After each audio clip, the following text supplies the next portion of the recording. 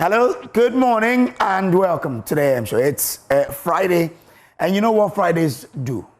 I mean, they bring us that joy because we are beginning to prepare for a wonderful weekend. And you know what? Once this day gets to you, you say, Lord, I bring you more than a song today. Myself as a sacrifice to you for everything you've done. Because even in our iniquities, Lord, you love us. And we are grateful every day. And would always worship you because you are God alone. Good morning to you, and from wherever you're watching us, we are grateful for allowing us into your homes, into your offices, into your spaces, and making us part of your morning. Now, this is how the show will run today. We'll bring you the AM news, followed by the AM sports, and then we'll get into what the papers will be reporting today on the news review segment. And we'll be joined by Professor Isaac Bodi. He's Dean, Accounting and Finance at UPSA. Wanda Madilo is a development analyst and a member of the NDC's communications team. We'll also be joined by Andrew Apia Dankwa. He's a lawyer and spokesperson for the Movement for Change. After that, we'll go into our big stories. Now, inflation continues its lowering streak, dropping again to 11.5% from 12.3% in July. Are we going to see the single digit soon? And are these gains reflecting in market prices and in your pocket? We'll be delving into that here on the show. Also, the Ghana cedi is now termed as the worst performing currency in the third quarter as released by Bloomberg. Why is that? For a currency that has been in recent times touted as the best performing in the world. We'll find out why. So join us in our conversations with thought and views via phone and also on our social media handles. This is how the show will be. Do stay with us. Now, the AM Show, as always, is proudly brought to you by Kenoga Company Limited and Syntex Tanks. My name is Samuel Kojobers, and I always do this with Emefa Akosia Adeti. Welcome to the show. We start with the AM News.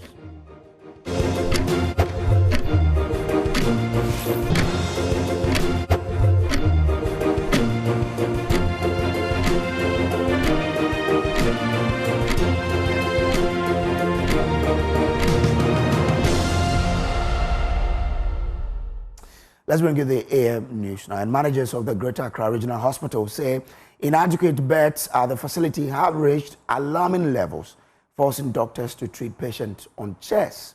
They disclosed this when Parliament's Health Committee toured the facility earlier today. The head of the Obstetrics and Gynecology Unit, Dr. Martin Osubuama, described how dire the situation has become, with even pregnant women being attended to on chairs. Bed availability and human resource. So just behind you, there are some chairs there people sit on. Sometimes, I dare say, for a day.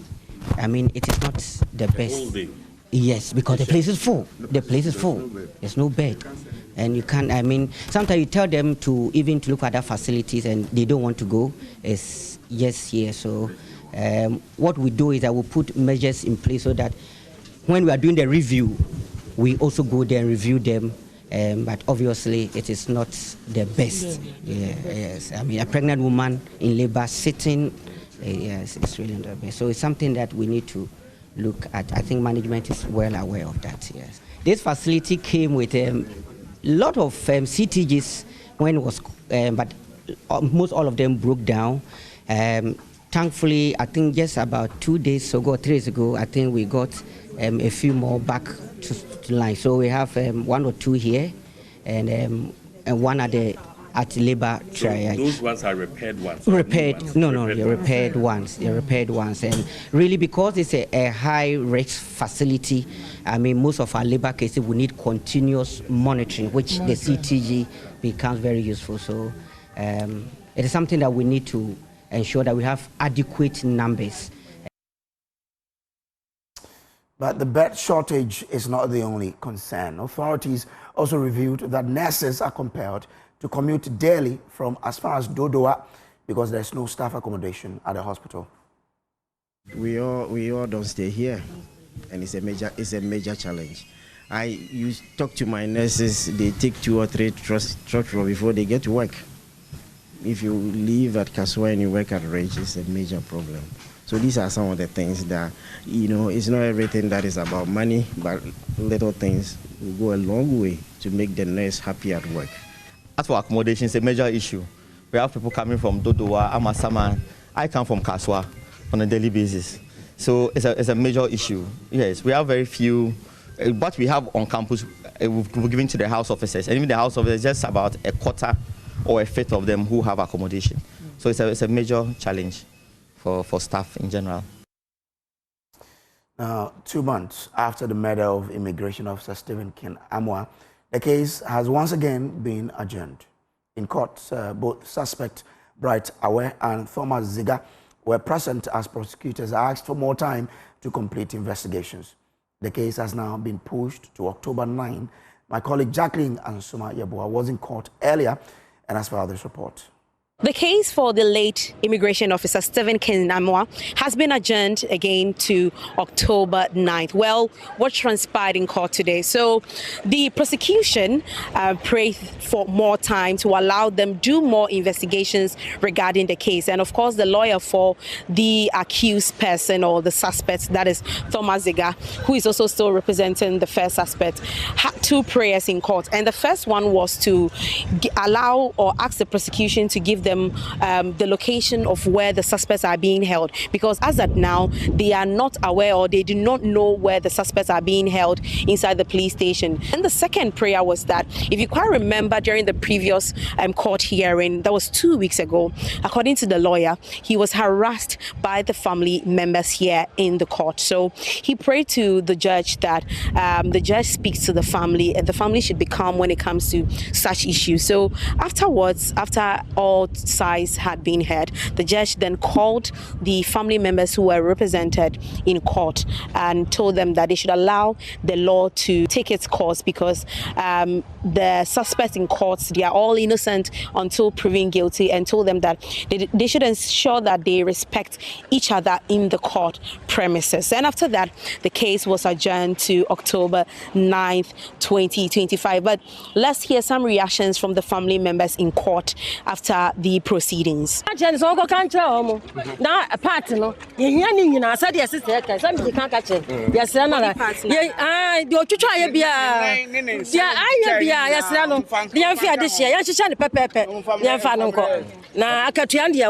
lawyer for the second suspect, Thomas Ziga, had this to say after court proceedings regarding what transpired in court. These are criminal acts. In fact,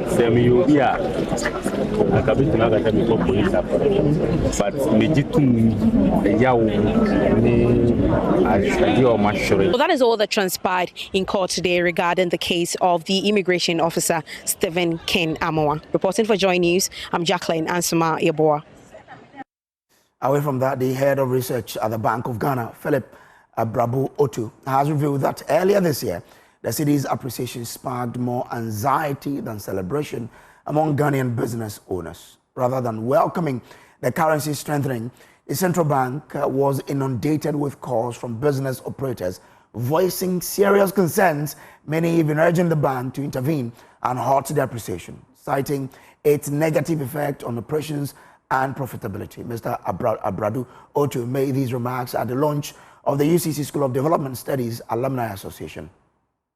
The theme for the launch of the University of Cape Coast School of Development Studies Alumni Association was monetary policy responses to exchange rate volatility in Ghana, implication for cost of living.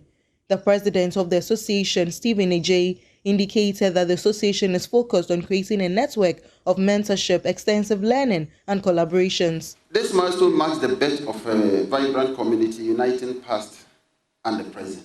Our association aims to forge a powerful network for mentorship, collaboration, and lifelong learning, harnessing collective expertise to drive national development and support our alma maters. As we integrate this association, let us do so with pride, unity, and renewed purpose. May this be the beginning of a legacy of influence, emphasis, legacy of influence, support, and transformative growth. Together, let us build a network that inspires, empowers and elevates every member, making tangible difference in our society. In his address, the Dean of the UCC School of Business, Professor Samuel Kwekwe-J, highlighted how exchange rates movement impacts inflation. There are some other issues that we need to also consider, highlighting the importance of the movement of the exchange rate.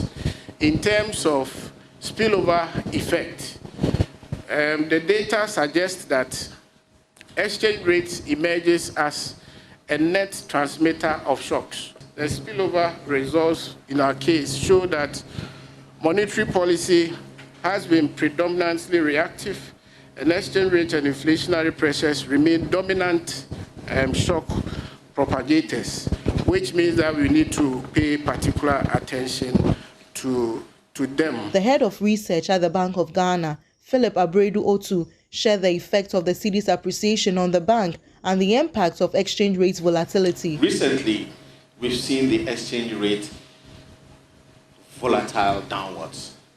So we've seen an appreciation in the currency. It's good for some people, and you'll be surprised that at the Bank of Ghana, when the currency started appreciating, businesses came attacking us. They wrote all sorts of letters that we should stop allowing the exchange rate to appreciate because it's bad for their businesses. He also commented on the consequences of fluctuating exchange rates on businesses. From Cape Coast, Abigail Lissel and Chroma reports for Joy News. The minority in Parliament has condemned the use of political power as a tool for revenge, stressing that democracy must be made both appealing and inclusive. Speaking at a public lecture on the theme Beyond the Test, Making Ghana's Constitution Deliver Democracy, the minority leader urged politicians to break the destructive cycle of political vendetta, warning it undermines the nation's democratic ideals. Mama Visefa Kote has more in the following report. To the Center for Democratic Development in Accra, CDD fellow Dr. Hene Akukwapon presented bold ideas to strengthen Ghana's democracy. The lecture sparked reactions from participants, but minority leader Alexander Afenyo-Markin's message resonated. Stop using political power for revenge and make democracy attractive, inclusive, and people-centered. The way our country is today, it's like, okay, we get the power to come and show you where the power lies. We are using the power for revenge. When we were in office, NPP, few of us took it upon ourselves to go the way of bridging up and ensuring that this extremist type of approach where power is used to punish, attack, and hurt others are somewhat minimized if we don't get rid of it. So I would want to encourage our friends in government, watch some of the excesses. The fact that it happened yesterday is not a justification for it to be repeated. We must end the cycle of you do me, I do you. I've never been happy with some of these things. It doesn't help our democracy. Adding his voice to the call, former UN Senior Governance Advisor Professor Bafo Ajimandua emphasized that without systemic reforms, these proposals will remain just ideas on paper. More importantly for me is how you're also seeking to integrate tradition, culture into the modern democratic structure. I will say, how do you present this for our thinkers and our policymakers to even begin to understand? Because if I see what's going on now, both the political elite and the educated elites, I think we need a major shake-up in our thinking. Otherwise, this beautiful idea will not stand. People have developed vested interest in what exists. So change is difficult. Dr. Hene Akukwapon argued that Ghana's democracy could thrive under a three-tag model, a system successfully adopted by many developing countries. If we believe that we can forge a country, then guess what? That's what democracy is all about. You then say, okay, you know what, how do we have our linguists really bring those languages together to form a common language that when you hear, you understand, and the delta that you have to learn is actually not so difficult, right? Unless you have that common language and whatnot, if you leave it by default over time, becomes a bigger and bigger and bigger problem.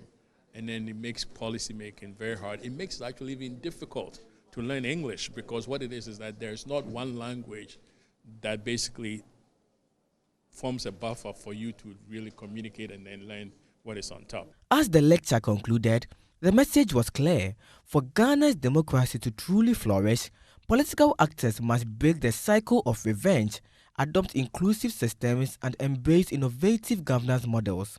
Mama Visafa Kote's report for Joy News. Well, the Upper West Regional Minister, lawyer Charles Luanga Pozong, has officially inducted more than 100 apprentices into the National Apprenticeship Training Program in the Wa municipality. He urged the apprentices to take the training seriously and make the most of the opportunity. Joy News' Upper West Regional Correspondent Rafiq Salam reports from Wa. The National Apprenticeship Program Initiative, launched in April 2025, aims to equip young people with skills across 9 key trade areas, nurturing hope, discipline, and a future filled with promise. Our Power Minister, Lawyer Charles Wongo Pozung, speaking at the matriculation and induction ceremony in Wa, noted that they are not just launching a training exercise, but are nurturing hope, skills, and dignity for the young people in the region.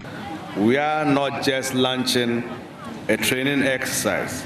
We are nurturing hope, skills, and dignity for the young people of this region.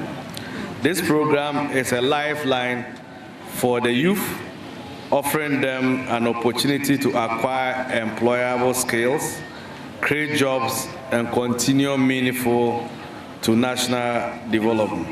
Lawyer Charles Wongo Pozung also addressed a critical challenge facing the youth, the growing menace of substance abuse. This program is an opportunity to carve out your future. Do not waste it. At the same time, let me draw our attention to a worrying development in our region, the growing menace of substance abuse among our youth. This is destroying lives and undermining the very investment we are making in you today. Deputy Coordinator of the National Apprenticeship Program, Fuhad Agbanyeda, representing the National Coordinator, Nicodemus Zere, noted that training equipment and startup kits will be provided, which comes with responsibility.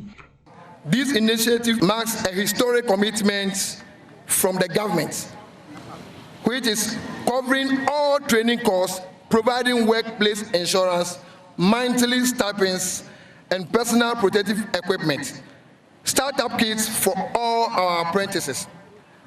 This unprecedented support underscores our dedication to skills development and job creation. On behalf of the master craftspersons, Scholastica W. Sawyer pledged to uphold the highest standards of professionalism in guiding the apprentice. As master craftsperson, we accept the responsibility placed on us as trainers, mentors, and guardians of the next generation of skilled workers. We pledge to uphold the highest standards of professionalism, fairness, and discipline in guiding our apprentices. Reporting for Joy News, Rafiq Salam. Wow.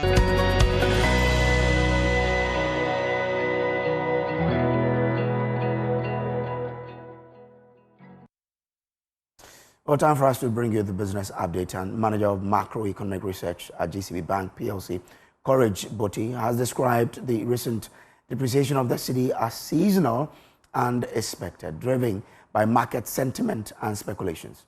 He, however, said the stringent measures being rolled out by the Bank of Ghana will restore sanity in the market. His comment follows reports that a surge in demand for dollars by companies paying for imports before the year-end holiday season and the Ghanaian cedi's world-beating performance. I didn't expect the cedi to be very stable throughout the whole year or stay at the 10.3 or thereabout levels we reach throughout the year. There is always going to be volatility. We know the seasonalities and currency movements in Ghana. We know around this period, and there are two main events. There's cocoa season coming, and with the depreciation of the cedi, that has impact on the price of cocoa and all that. You could understand some of the argument that say that probably there are some adjustment happening in the lead up to the cocoa, probably unspoken truth.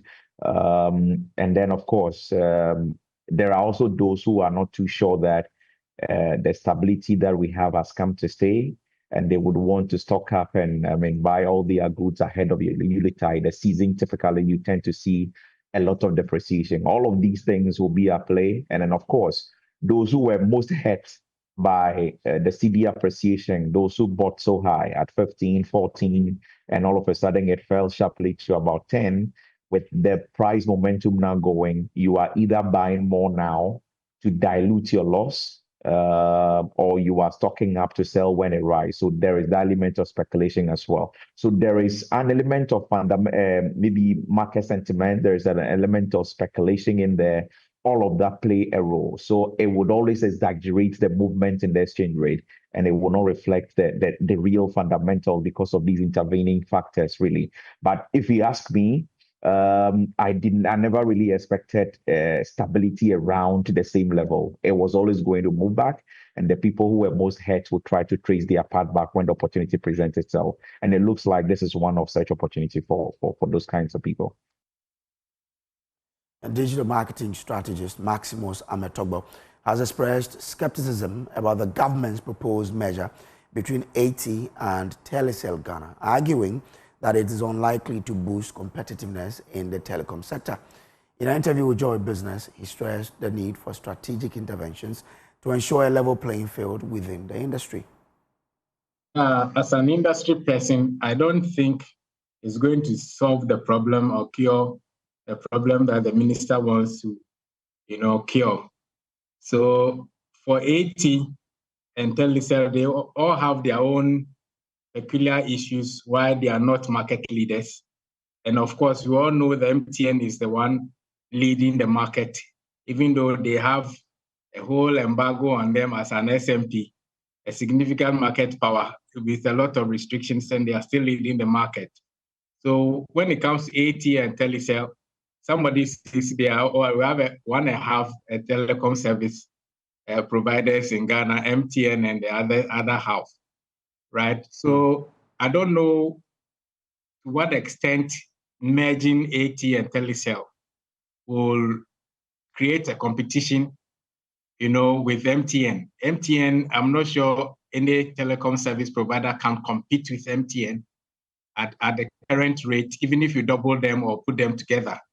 Because you see, building a brand like MTN takes a lot of work and a lot of innovation. And over the years, we've seen what MTN has done in the space, building their brand very strongly, expanding their infrastructure across the country, even micro bundling, where you can do daily, hourly, and monthly bundles. They initiated that. Even when they came as Ariba and Scancom, Space Phone. You remember they started the minute calls. You can call as a shorter time frame. So they introduced a lot of innovative product. But AT, what power are they taking to Telecel, and what power has Telecel to boost AT's coverage? For me, I think because of government investment in the telcos, that's why they are merging the two. But if you are thinking profitability, if you are thinking transfer of knowledge, I would have preferred moving it to an MTN than a Telecel. That does it for the AM News. Up next is AM Sports. Do stay.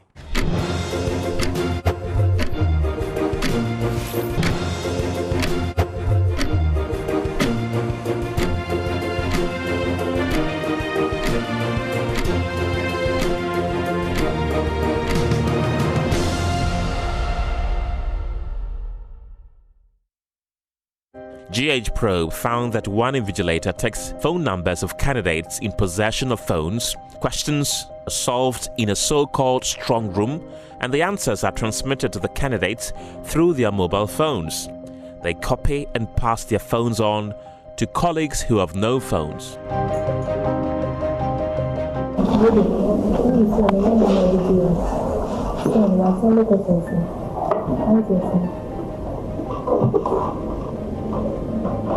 The AI was used in two ways. Some candidates opted for the use of AI in generating answers to the questions and used the entire responses of AI on WhatsApp, while others sought explanations for questions.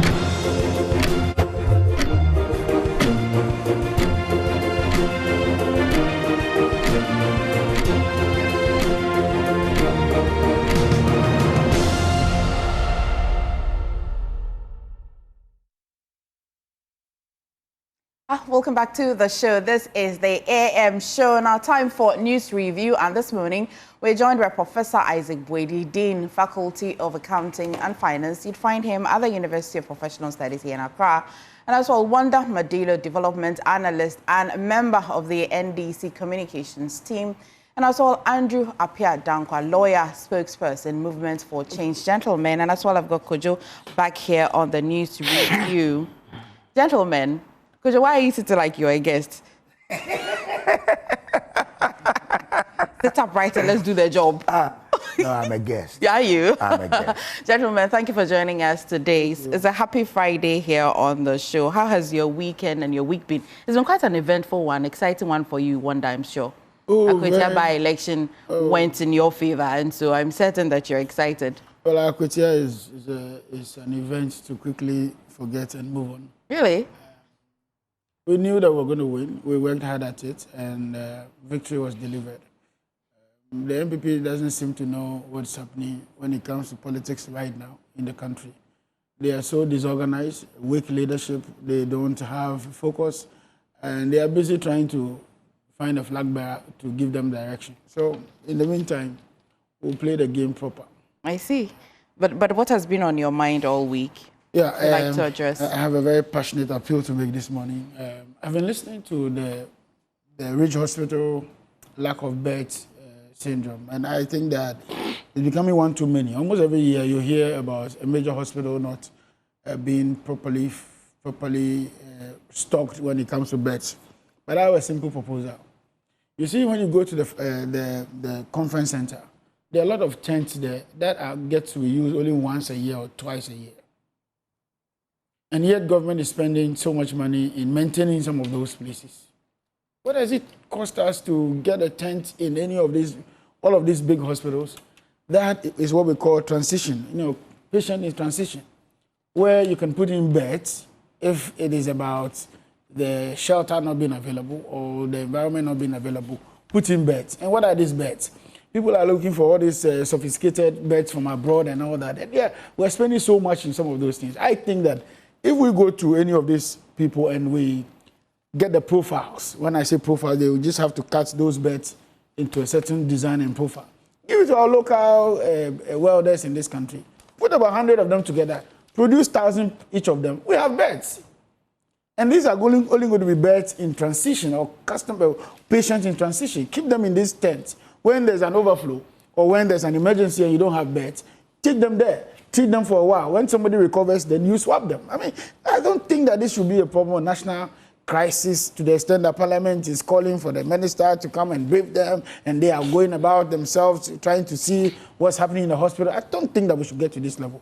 I sincerely think these are very simple problems. It won't cost more than 2 million Ghana cedis to fix over thousands of beds for all our hospitals. If we engage our local welders and artisans to fix some of these problems, I don't think that is a problem.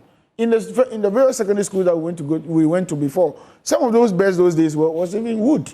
Today you have the metal ones happening, and some of them are fabricated right here in Ghana. Why are we always looking abroad, looking for forex to go and import beds from China or from US or from wherever, when you can engage the local artisans to put together some of these frames and all that, and then you get tents into the premises of the hospital.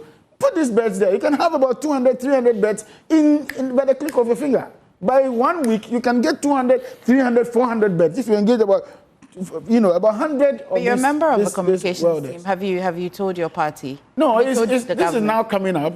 Parliament has just taken it. It's just coming up. But of course, I'm going to write. The case in point currently, but Kolebu and many other big hospitals in this country. I'm very passionate about this matter. I think that I'll personally write a memo on this matter, because I don't see what is this about going abroad. It's not the shortage of medicine. It's not the shortage of equipment. You are talking about beds.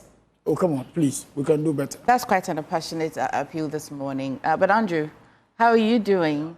Okay, how's your week been? It's been very quiet. Were you hoping that NDC will win the Akutia by-election? I actually said that based on the characters of the two parties, what I'm seeing, I advise the people of Akutia to go green. Okay. And they went green. Okay. It's not about, you see, for me, I think the politicians in this country, all of us included, we play too much. As in, we see things as it, because you go to Akutia and you go around Ghana, and we have done 32 years of this democracy. I think we have very little to show for it. We like the politicking, but when it comes to the real job, we don't like doing it. That's why I'm very excited by the comments of my brother. Usually you don't find persons whose party are in power making this passionate appeal, which could be interpreted to be calling or taxing his own government to work. So I think that the time for us to work and as in limit the politicking and work is now. Indeed, let me wish you a lovely blessed good morning. I'm excited to see both yourself and Prof. Prof told me that he wants to make an announcement. Okay. Looking at but for the fact that you are a journalist and you are presumed to be neutral, I would have said that you yourself, It's my girlfriend. I hardly will. Prof, was there a discussion before coming here? No, okay, then I moderate the conversation. You insist and impress on Prof to make an announcement. He told me. He told you. I'm joking. They are betraying Prof. He told you are saying it on in confidence, like Afafanto today. As he comes out. Prof, how are you doing? How's your week been? What's on your mind? Well, not on Akutia, but it's on the report by Ghana Statistical Service report on the inflation. The Institute of Economic Research and Public Policy, we've conducted a critical review of the Ghana Statistical Service CPI and inflation report, and we have identified some shortcomings. While the report looked detailed and comprehensive, we've come up with some shortcomings that undermines neutrality, clarity, and accuracy of that report. I don't know whether I have a copy of that report, and if you read page 18 of the takeaways, the report continuously states that inflation is falling steadily and prices are falling. For us, this is misleading. A lower inflation does not mean prices of goods are falling. We recorded inflation of 11.5% or so, which means that prices are as high as 11.5% of the previous year. It's just month on month that we have seen a dip of negative 1.3%. So we are confused about disinflation and deflation. When you put a report in that perspective, you confuse your readers. When you talk about disinflation, let's use a car that is moving at a speed of 120 kilometers per hour, now slows down to 80 per hour. What it means is that the car is still moving forward, but at a lower speed. That's what it means. But when we also talk about the deflation, we are now looking at a car going on reverse. When you take the car to a reverse gear, the car moves backward. So we get confused with this report. The report also overstates the policy success of this administration. And for us, it's quite worrying.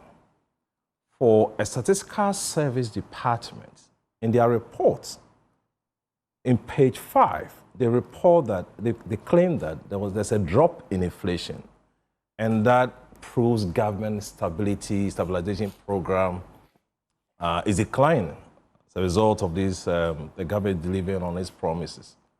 When you put such words in such a report, it's more of advocacy, not more on statistical reporting. And other striking issue has to be with the numbers.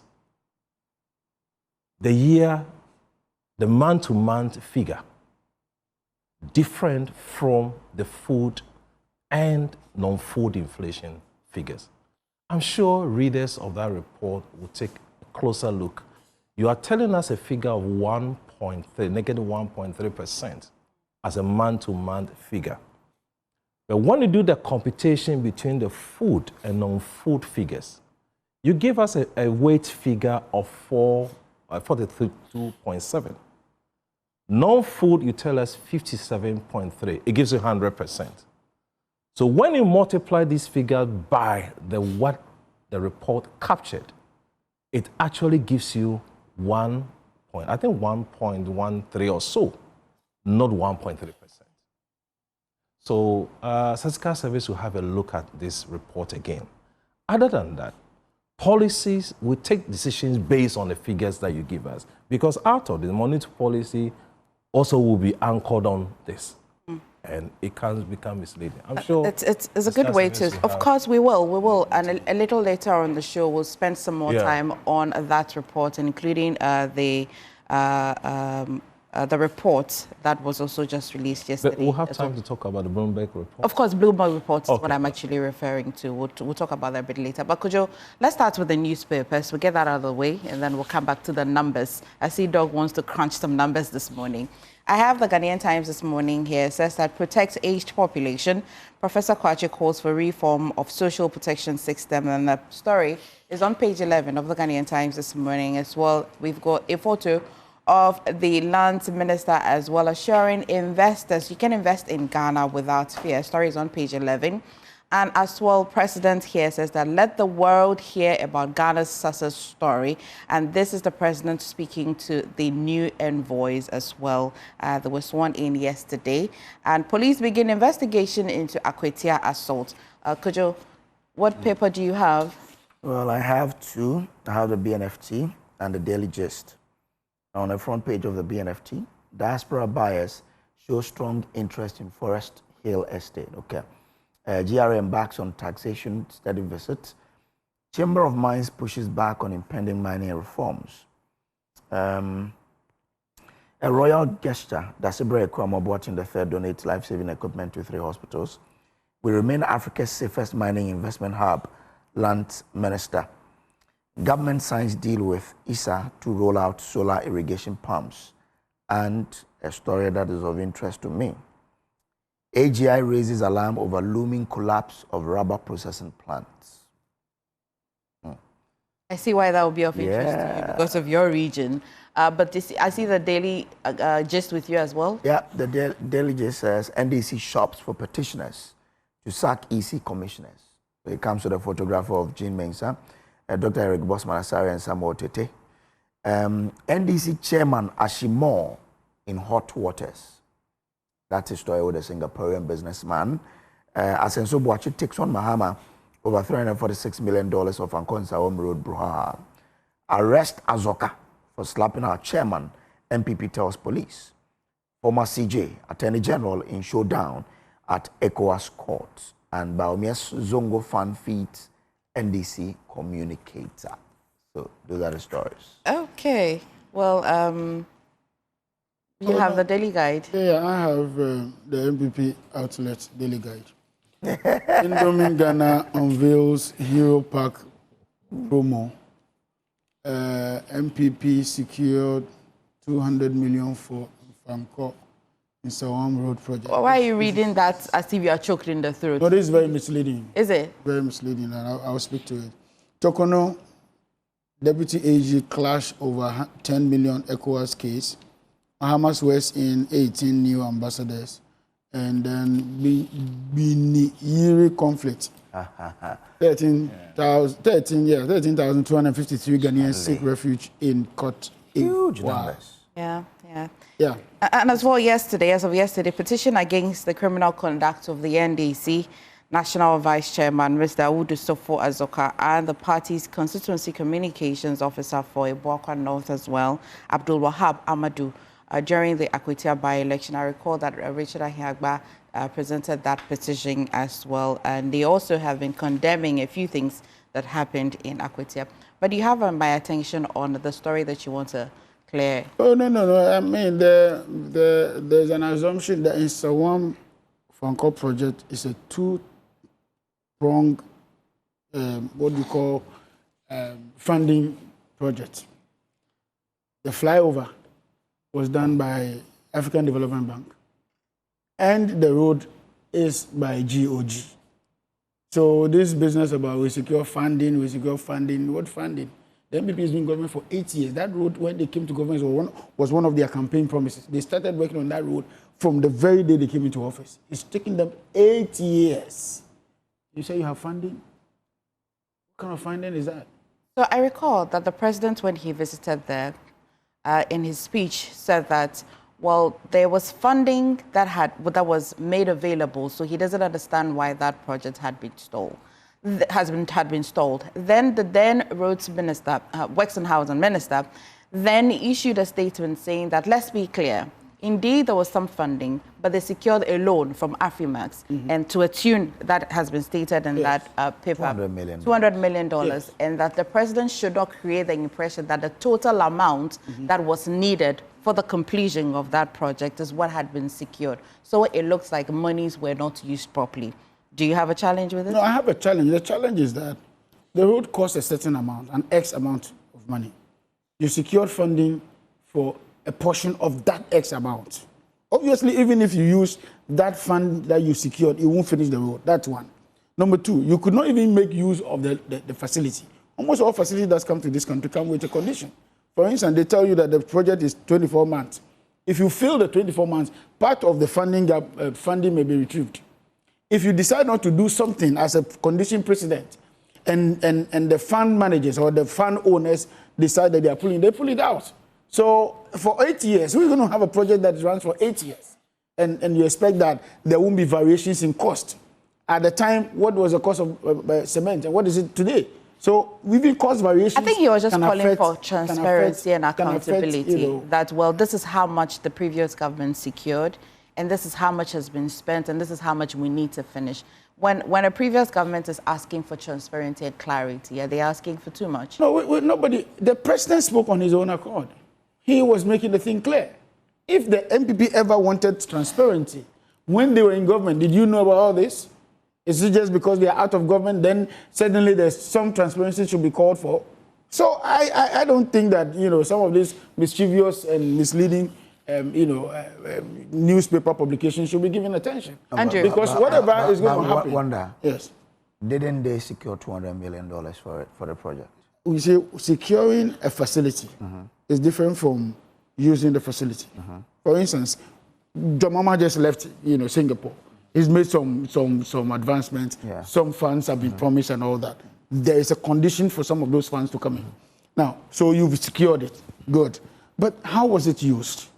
Is one. Yeah. How much do we need for the entire project? Is two. Right. At this point, we are not talking about what has been secured. We are talking about what is left to finish the project. Yeah. Whether you secured, didn't secure, is insignificant at this point. But have you read his statement? His statement says the president went to the road and said $200 million was secured for it. Good. But the road has not been completed. Yes. And he says that the $200 million is not the cost. It's not the entire cost of the project. The entire cost is $340-something. Good. And so the government, the counterpart funding was a $140-something million. That's the only clarification you wanted to see. You say that's not. I'm saying that what the people need today is a road. Is that not it? Yes. Funding have been secured some years ago. That fund was not enough to complete the project. Yes. The president goes on the floor. Now you got in your counterpart funding, or you got the donor fund. Your part, which is the government responsibility, was not provided. What else should the president say? Okay. You managed to get funding for the project, which is fine, fantastic. You got it, 200 million. But you need, let's say, over 200 million. Your part as a government should have been provided to finish up the project. Your part was not provided. That's what we're talking about. Okay. As for the funding, it's coming and we're fine. Okay. Let me just, but you said the road has been, they started the road 8 years ago. I'm just reading here that the road was started in 2022. So I said the entire project, first of all, it's a two-pronged project. I said there is the overflow, the overhead, which is the, what do you call it? Pokuase interchange. That's one part of the project. The second one has to do with the road itself, which is the Nsawam of Ankowa. Are they not separate projects? But there are two projects that came together. Really? Yeah, the part, because of the funding, the overflow or the overhead was arranged by a different funding source, and this one was by government and the other counterpart funding. That's what I'm trying to say. In any case, what difference, what sense does it make? I mean, just using the word, to do the overflow or the overhead, and then the underground beneath it is not done. The two were together. No, but the interchange had the road underneath it done, or they were complete, all of that. Which one of the interchange? The Pokuase interchange. Just up to a point, yeah. Yes, but I'm saying that the interchange itself, the roads around it and beneath it were done. So in project conceptualization, you can have what you call phases or lots. The whole project has to do with the flyover and then the road connecting from Achimota, we call it Achimota of Ankowa. Now it's extended to Nsawam because government is expanding the road to a dual carriage. Okay. Now, if it's so big, what you do is that you can cut it into lots. So there's lot one or phase one. Phase one has to do with the flyover because you won't be able to go to the market and get, say, $1 billion to just come and do roads. Okay. So you would have carved them out in portions or in phases. So the one was the flyover and its surrounding roads. The other one has to do with the one going to Kumasi or Nsawam. And that is to allow for funding sources to be able to come in. And I'm saying that the flyover was funded by the African Development Bank. However, the down one was government plus another funding source. Afri-Exim Bank. Afri-Exim Bank. So Afri-Exim Bank did their part of, the 200 million.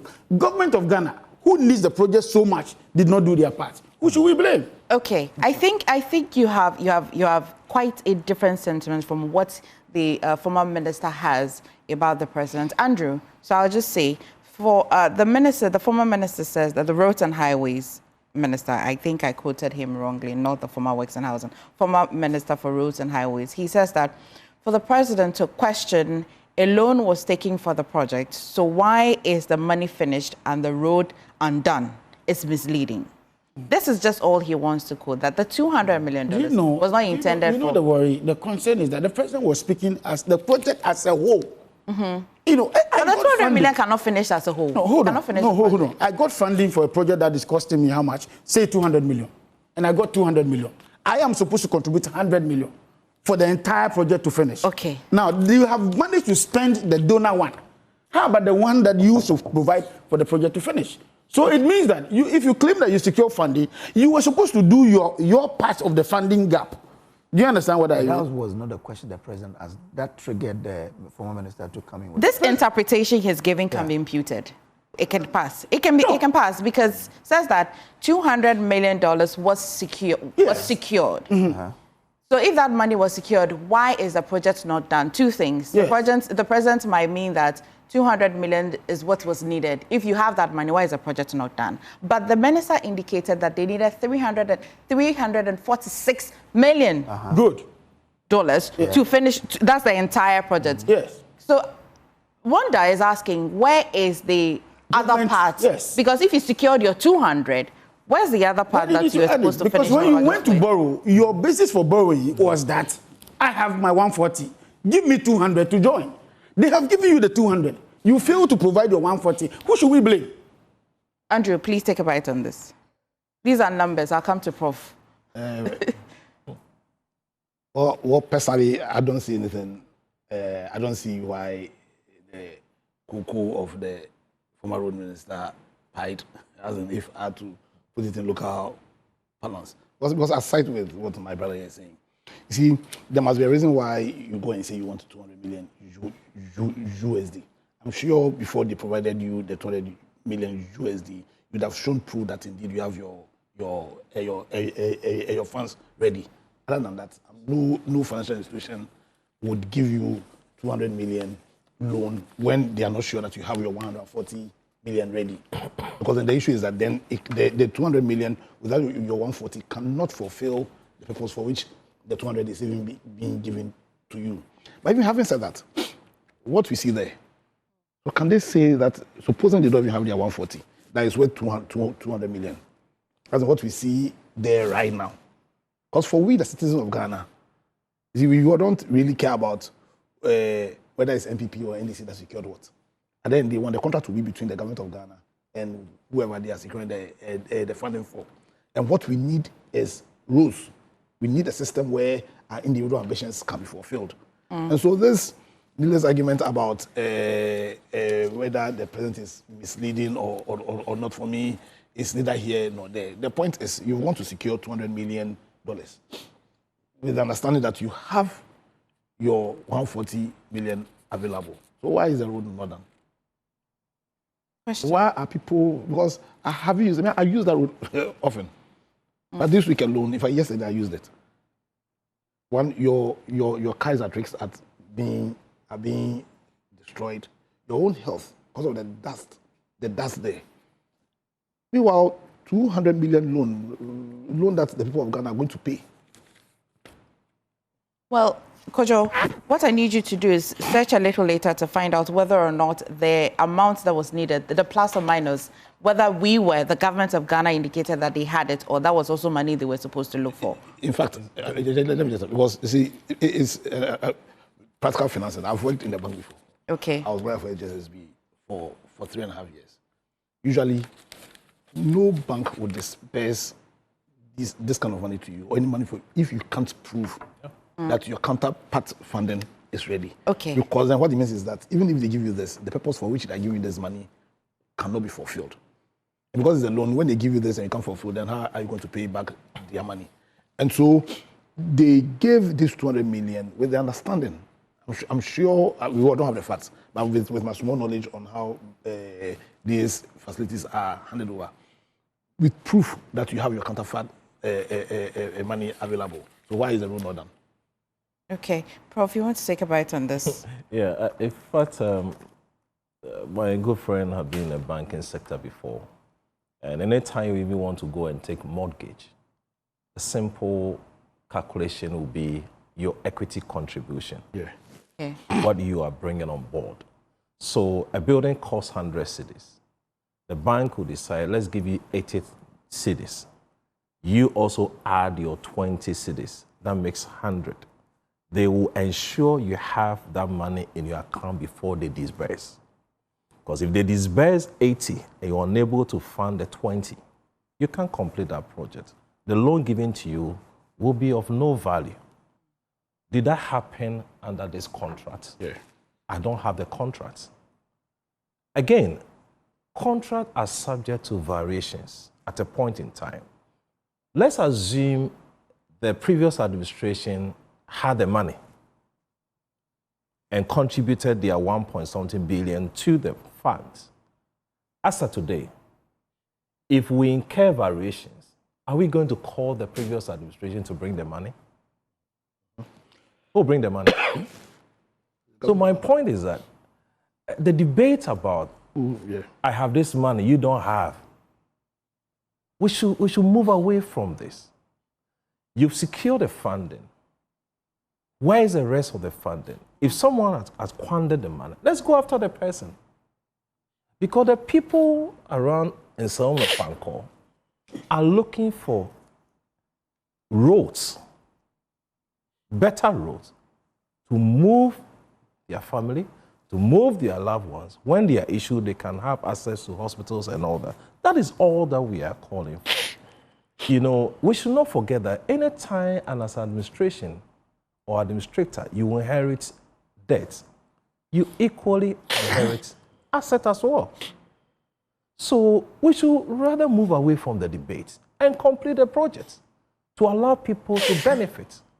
If we extend the discussion all the time, you did this, I didn't do that, we'll still stay on one stage. We'll never move forward as a country. We are not talking about counterpart funding. If the funds were secured, do the other institution inspect that the funds were in the account, the equity contribution? I can't tell. Yeah. This administration can tell. If someone squandered, we call the person. We'll let the nation know. But the bottom line is that fix the project. That is all. Wanda, you want to respond to? No, I just want to provide information. Okay, good. So yes, Afrexim Bank is contributing 200 million. Government of Ghana 146 million, making the $346 million. Okay. Then, as at the time the NDC took over, by September 2025, the previous government was owing the contractor $77 million. This is where the issue is. $77 million, which was cleared by the current government. After clearing, they needed money to continue. Government of Ghana now has to give them 14 million Ghana cedis in order to continue with the project. That is why the president moved that project from GOG funding to the Big Push, under the Big Push umbrella. Because the Big Push umbrella in this year in particular is to take care of all these projects that are outstanding. I mean, there are a lot of road projects outstanding in you remember when the roads minister took over, he mentioned that about 60-something billion, 60-something billion was for the road sector alone. The loans, the debt in the sector alone was about 60-something billion. So we are not just talking small figures, we are talking very big figures for which the MPP did not make provisions for. As an you should be ashamed of himself even issuing this statement. Why? Because you are the minister at the time. You knew the challenges that this road had. Do you know that this road had about 80 court cases, this road that we're talking about? 80 disputes over land cases, compensation, and all the things that comes with road construction. So indeed, there were challenges. We do know that there are challenges. You should be telling the country what challenges you face. Not just because the president said you collected the money and you didn't spend it and we still have to spend, and that because of that has ruffled shoulders and you're issuing press statements. No, I don't think that's the way to go. Let's show some level of decorum when we are handling some of these issues. The challenge has been that the contractor has not been paid. 77 million was in arrears, dollars in arrears. New government comes to clear the $77 million. This road was supposed to be 2 years, 2022 to end in 2020 something. Now we're talking about 2026 May. That is how many years? So indeed there are challenges, and you should accept that there are challenges, and let's make progress than what the comment the president made.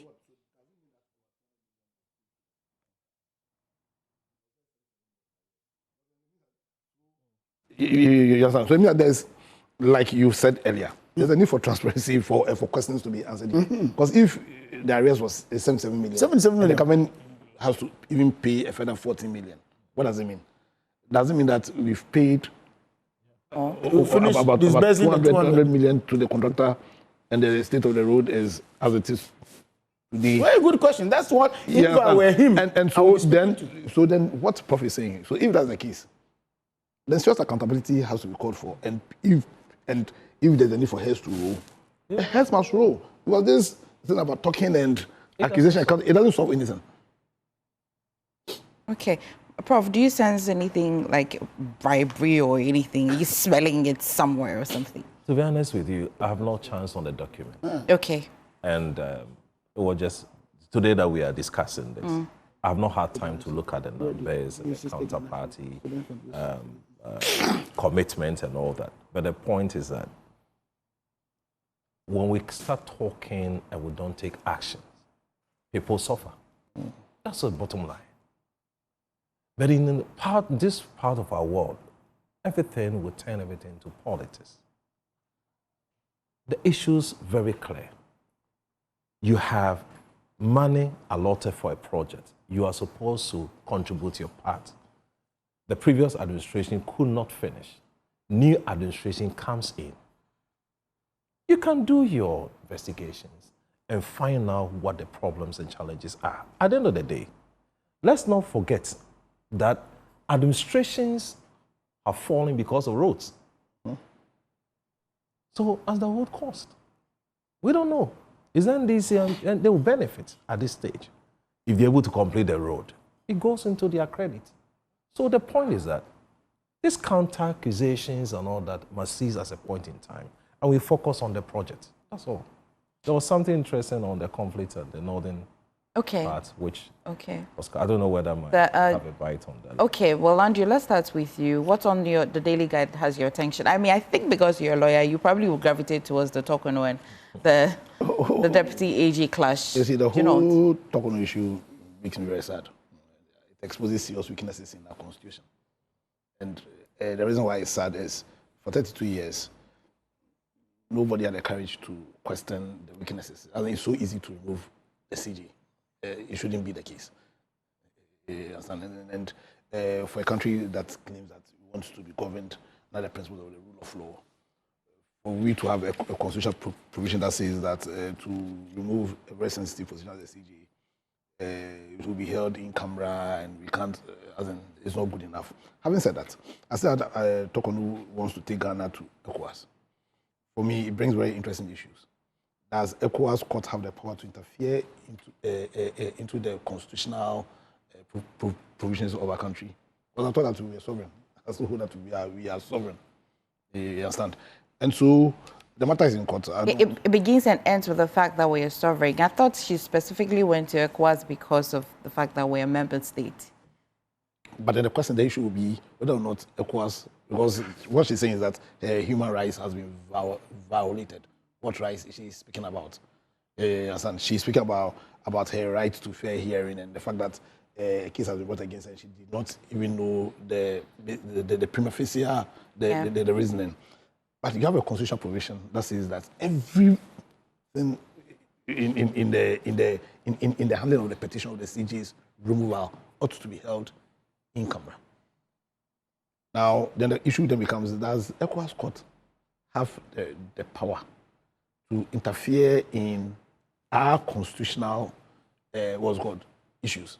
That would be for me, because you have human rights, but there are some rights are they justiciable? Are they rights that can go to court? And if that's the case, what prevents them from going to Ghana courts? What prevents them from going to Ghana courts? So, like I'm saying, for me, those are the issues. They are interesting issues. I don't want to go into because it's in court, but per my opinion, I will be very surprised if ECOWAS court can have the power to enter into our constitution and make decisions because the constitution mandates from the sovereign will of the people. And by joining ECOWAS, we do not subjugate ourselves. I'd be very surprised that the Chief Justice would know that ECOWAS will not be able to, I'd be very surprised. Would you not, Prof? Would you not be surprised? How many applications has the CG not sent to the Supreme Court that have been kicked out? Because so one thing, does maybe two questions we're asking. Does ECOWAS have the power to sit on this matter? And if they do, will it be binding? These are two things, are they not? Exactly. So of course they can they not? So let's understand the extent of the jurisdiction of the ECOWAS court. So they can deal with the international law matters between member states, and they can also deal with the individual cases where human rights, justiciable human rights breaches have been occasioned. I understand. So yes, so they can hear the case, but per law, does ECOWAS have the power? This jurisdiction that have been granted ECOWAS to make counter provisions or counter statements or judgments against the clear terms of the Constitution of Ghana by joining ECOWAS and by subjugating ourselves to ECOWAS court in some matters. Doesn't mean that we've relinquished our sovereignty, because for ECOWAS, so supposing ECOWAS grants her reliefs, what will be Ghana's position? There are serious issues here. You understand? And I think that we need to have a discussion about them without necessarily going into the merits or not of a case. Because we signed to join ECOWAS. What does it mean? Does it mean that we've subjugated our sovereignty and want to go under ECOWAS jurisdiction? Is this not a debate that existed long before, even before Probably. This, where they ask, is international law? We'll ask that question anyway. Yeah, but international law has been proven to be law. But in this specific case, where the rights the CJ is claiming, the rights that has been breached, are rights that what she stated those rights, the rights that for which she wants the ECOWAS court to have a hearing on. One, that they say based on some prima facie case, she has questions to answer without her knowing what those prima facie cases, and because of that, her rights have been breached. But this is a case where the Constitution of Ghana is also saying that every matter within the petition ought to be held in camera. That's the clear position of our. That's a hurdle that we probably would face. Can ECOWAS make a proclamation that is adverse to the clear terms of the provisions of our Constitution? Okay. And if they do, what does it mean? Does it mean that because for ECOWAS to make a provision, a proclamation against the clear terms of our provisions, is to more or less attempt to question our sovereignty? Okay. Now, her removal has brought to the fore conversations about petitions on existing government appointees already. You recall that both in March and in April, there were some petitions against the removal of the EC chair. Then there's a counter petition that the president should not proceed with these petitions. On the Daily Gist this morning, it says that NDC is what? Shopping for what? Petitioners to sack EC commissioners. Wanda, explain. Oh, this is reckless. This is just a reckless publication. Have you heard of any announcement that bring up petitions for EC? You'd realize that usually in this country, even when the thing is a rumor, it really amounts to something very, very substantial. It's public knowledge that the conduct of the EC in the last few years have been brought into question by well-meaning Ghanaians, including the NDC. In fact, right in this studio, I've had MPP, appointees, former appointees, of course, side with me that the EC should be investigated in this matter, especially after a Blekuma story. They have joined in the chorus of the EC needs, to be reset. Are you sure they have joined? I mean, they've joined. Google it, you'll find a lot of them speaking to that issue, questioning the independence of the EC and all. In Ablekuma, because of the call for the rerun? Yeah, the rerun. They claim that it was only to be done in 3 areas, and then the EC eventually did it in 19 areas, and that they were incompetent and all that. I don't want to even go and, dignify this story. That's not where my focus is. The CJ story is where I want to speak to. With the CJ story, you see, she has gone to the ECOWAS court. The crux of the matter is that when she went to the ECOWAS court, our Attorney General questioned the legitimacy, otherwise the jurisdiction of that court to hear such a matter.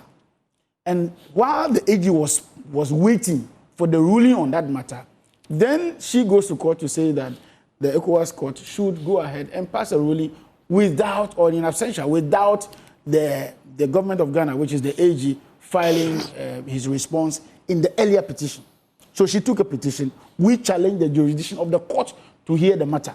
That ruling must come first, because it will be counterproductive to challenge the authenticity of a jurisdiction or the jurisdiction of a court over a matter. Then in the same vein, I am appealing to the same court whether to look into the matter or not to look into the matter. If I question the fact that you don't have the locus to stand on my issue.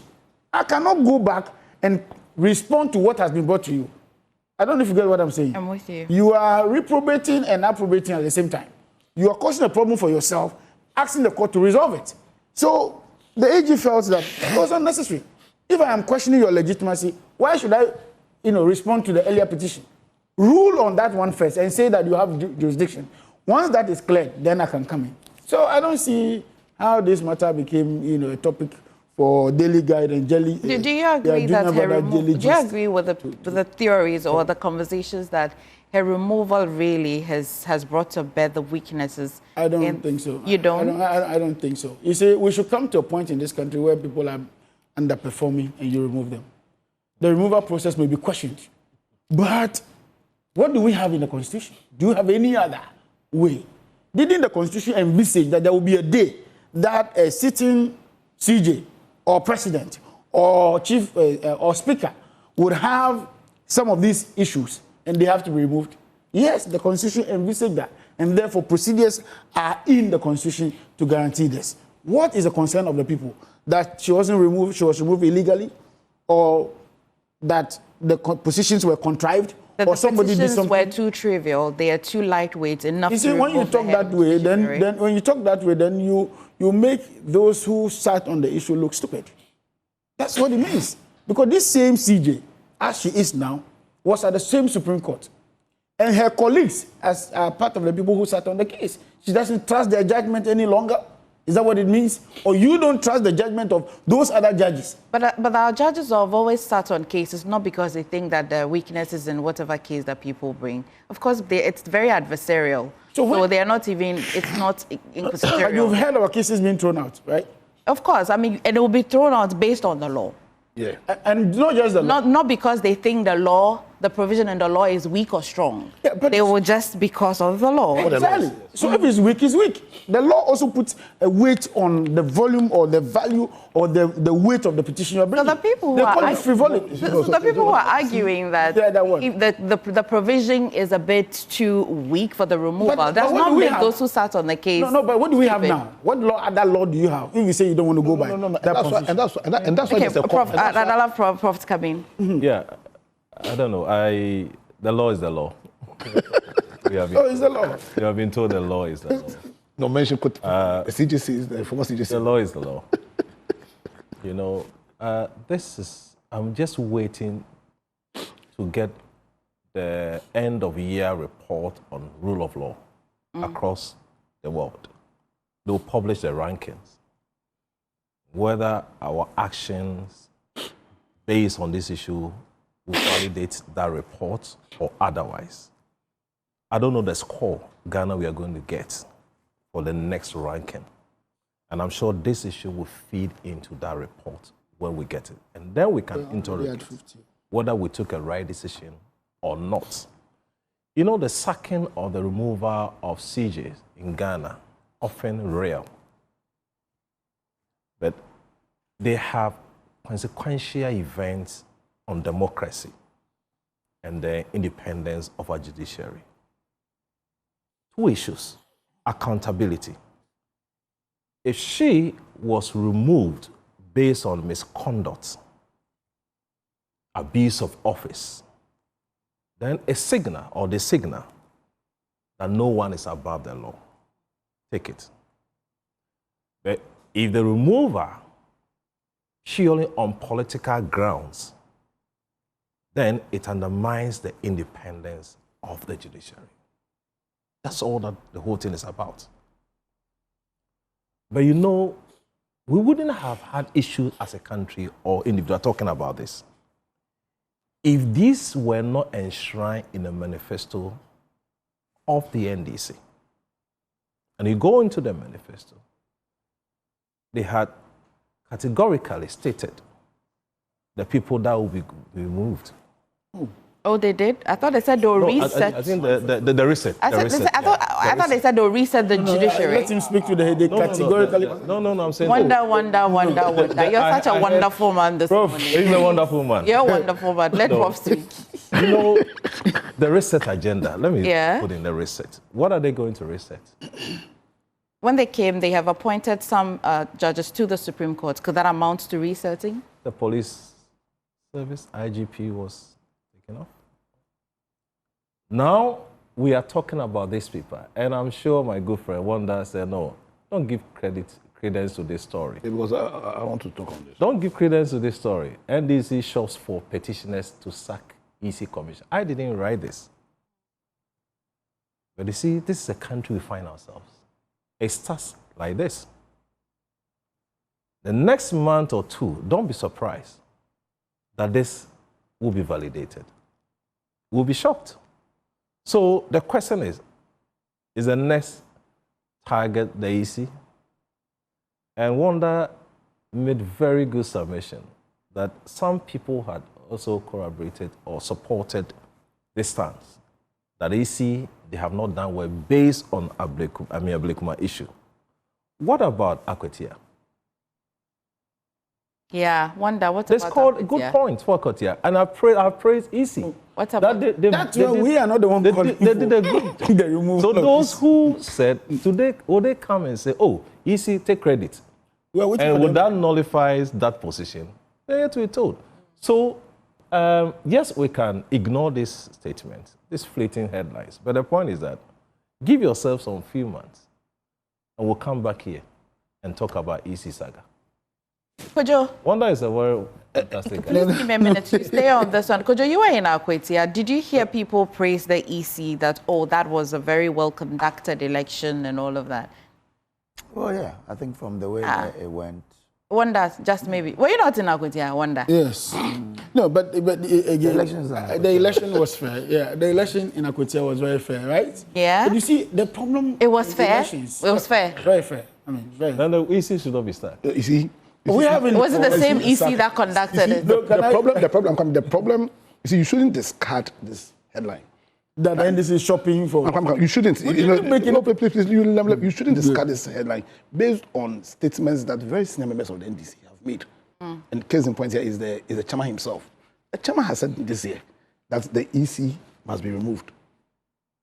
On so many interviews, that the EC must be removed. So if you have the chairman of the NDC say openly that the EC must be removed, what kind of impression does it give?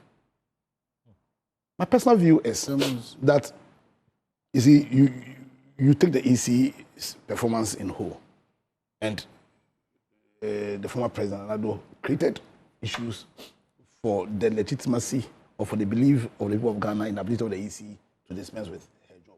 She's done mistakes. That arguments can be made for her removal.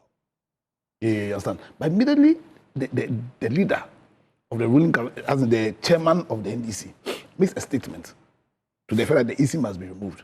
Then it doesn't matter how genuine a petition may be.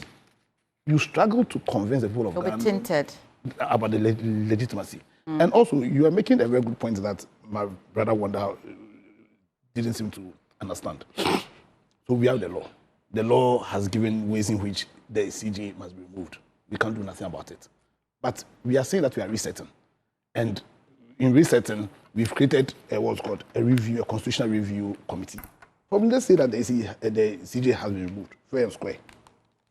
But the reset agenda will not be completed or will not be complete if it does not culminate in creating the strong or what's called reviewing the constitution to ensure that issues that borders on transparency. Because people are making arguments that the CJ's removal was by the president, it was part of a big plot. They'll say that because you have a constitution that makes the whole system very opaque due to no fault of your president. Yeah, thank you. No, but that's the law. Due to no fault. But the point is that you have a constitution that is very opaque.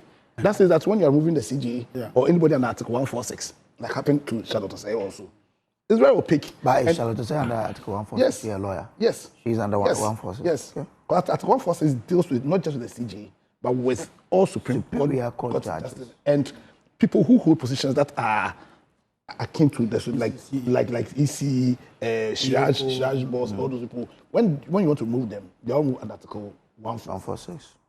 And you have Article 146 that is so opaque. That says that it must be done in camera. Everything must be done in camera. Gives the impression as if the president is just a conveyor belt, like Nanado said.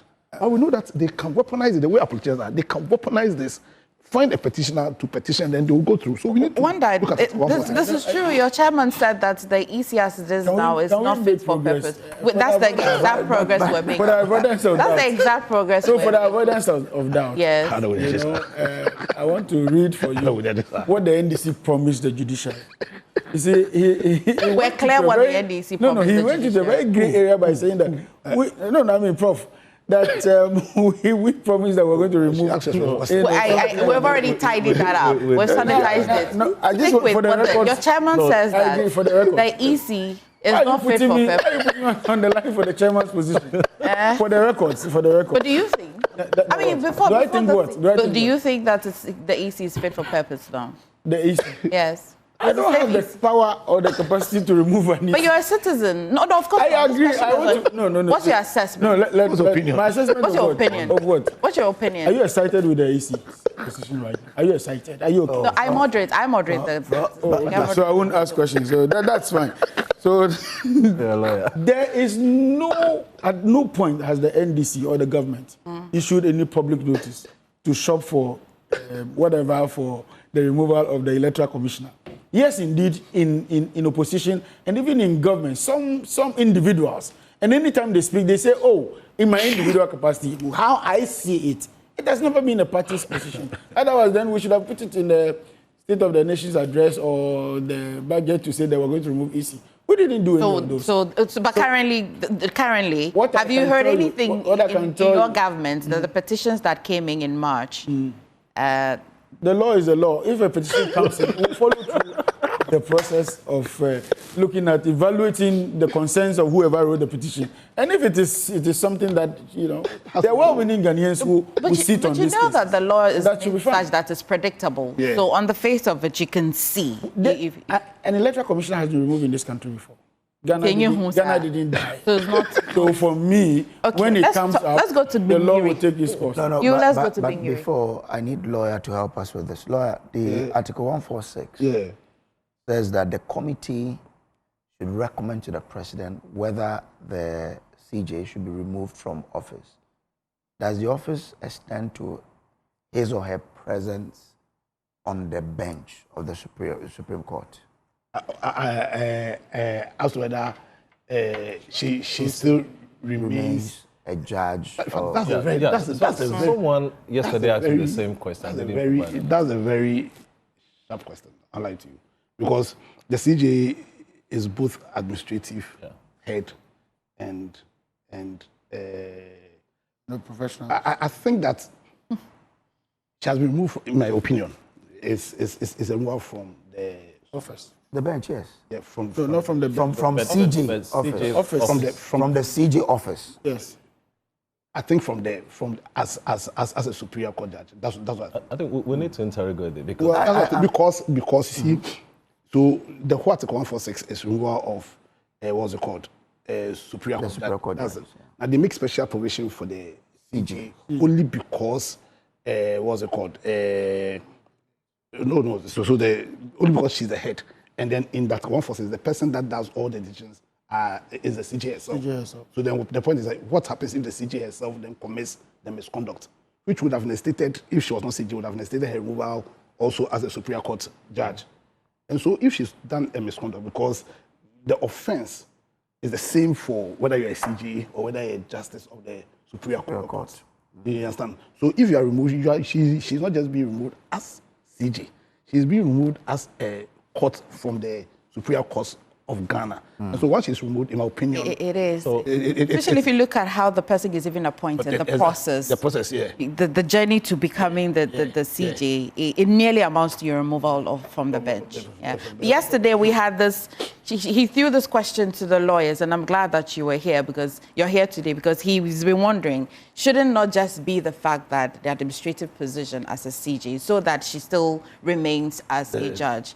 I tossed it around and I thought that it will amount to him entirely because you are a Supreme Court judge first. Yeah, exactly. That's what even qualifies your person to become. The measure is punitive. So it's not. Yeah. It's punitive. And you see, and whether you are CJ, so they do not give special offences for the removal for CJ. It's the same. It's removal of superior court judges, and then the offences are one for misconduct for this. The three reasons. But Professor Apiejetia differs from your. But he can differ. He says that. The case was not against her as a justice of the Supreme Court, but as a Chief Justice. The procedure for removing a Chief Justice is slightly different from the removal of a Justice of the Supreme Court. And I'm saying that as it stands now, Justice Tokonu can go back and assume a position as a Justice of the Supreme Court. I disagree vehemently because... Who said that? A prof, my own lecturer, he taught me, I'm a proud student of prof.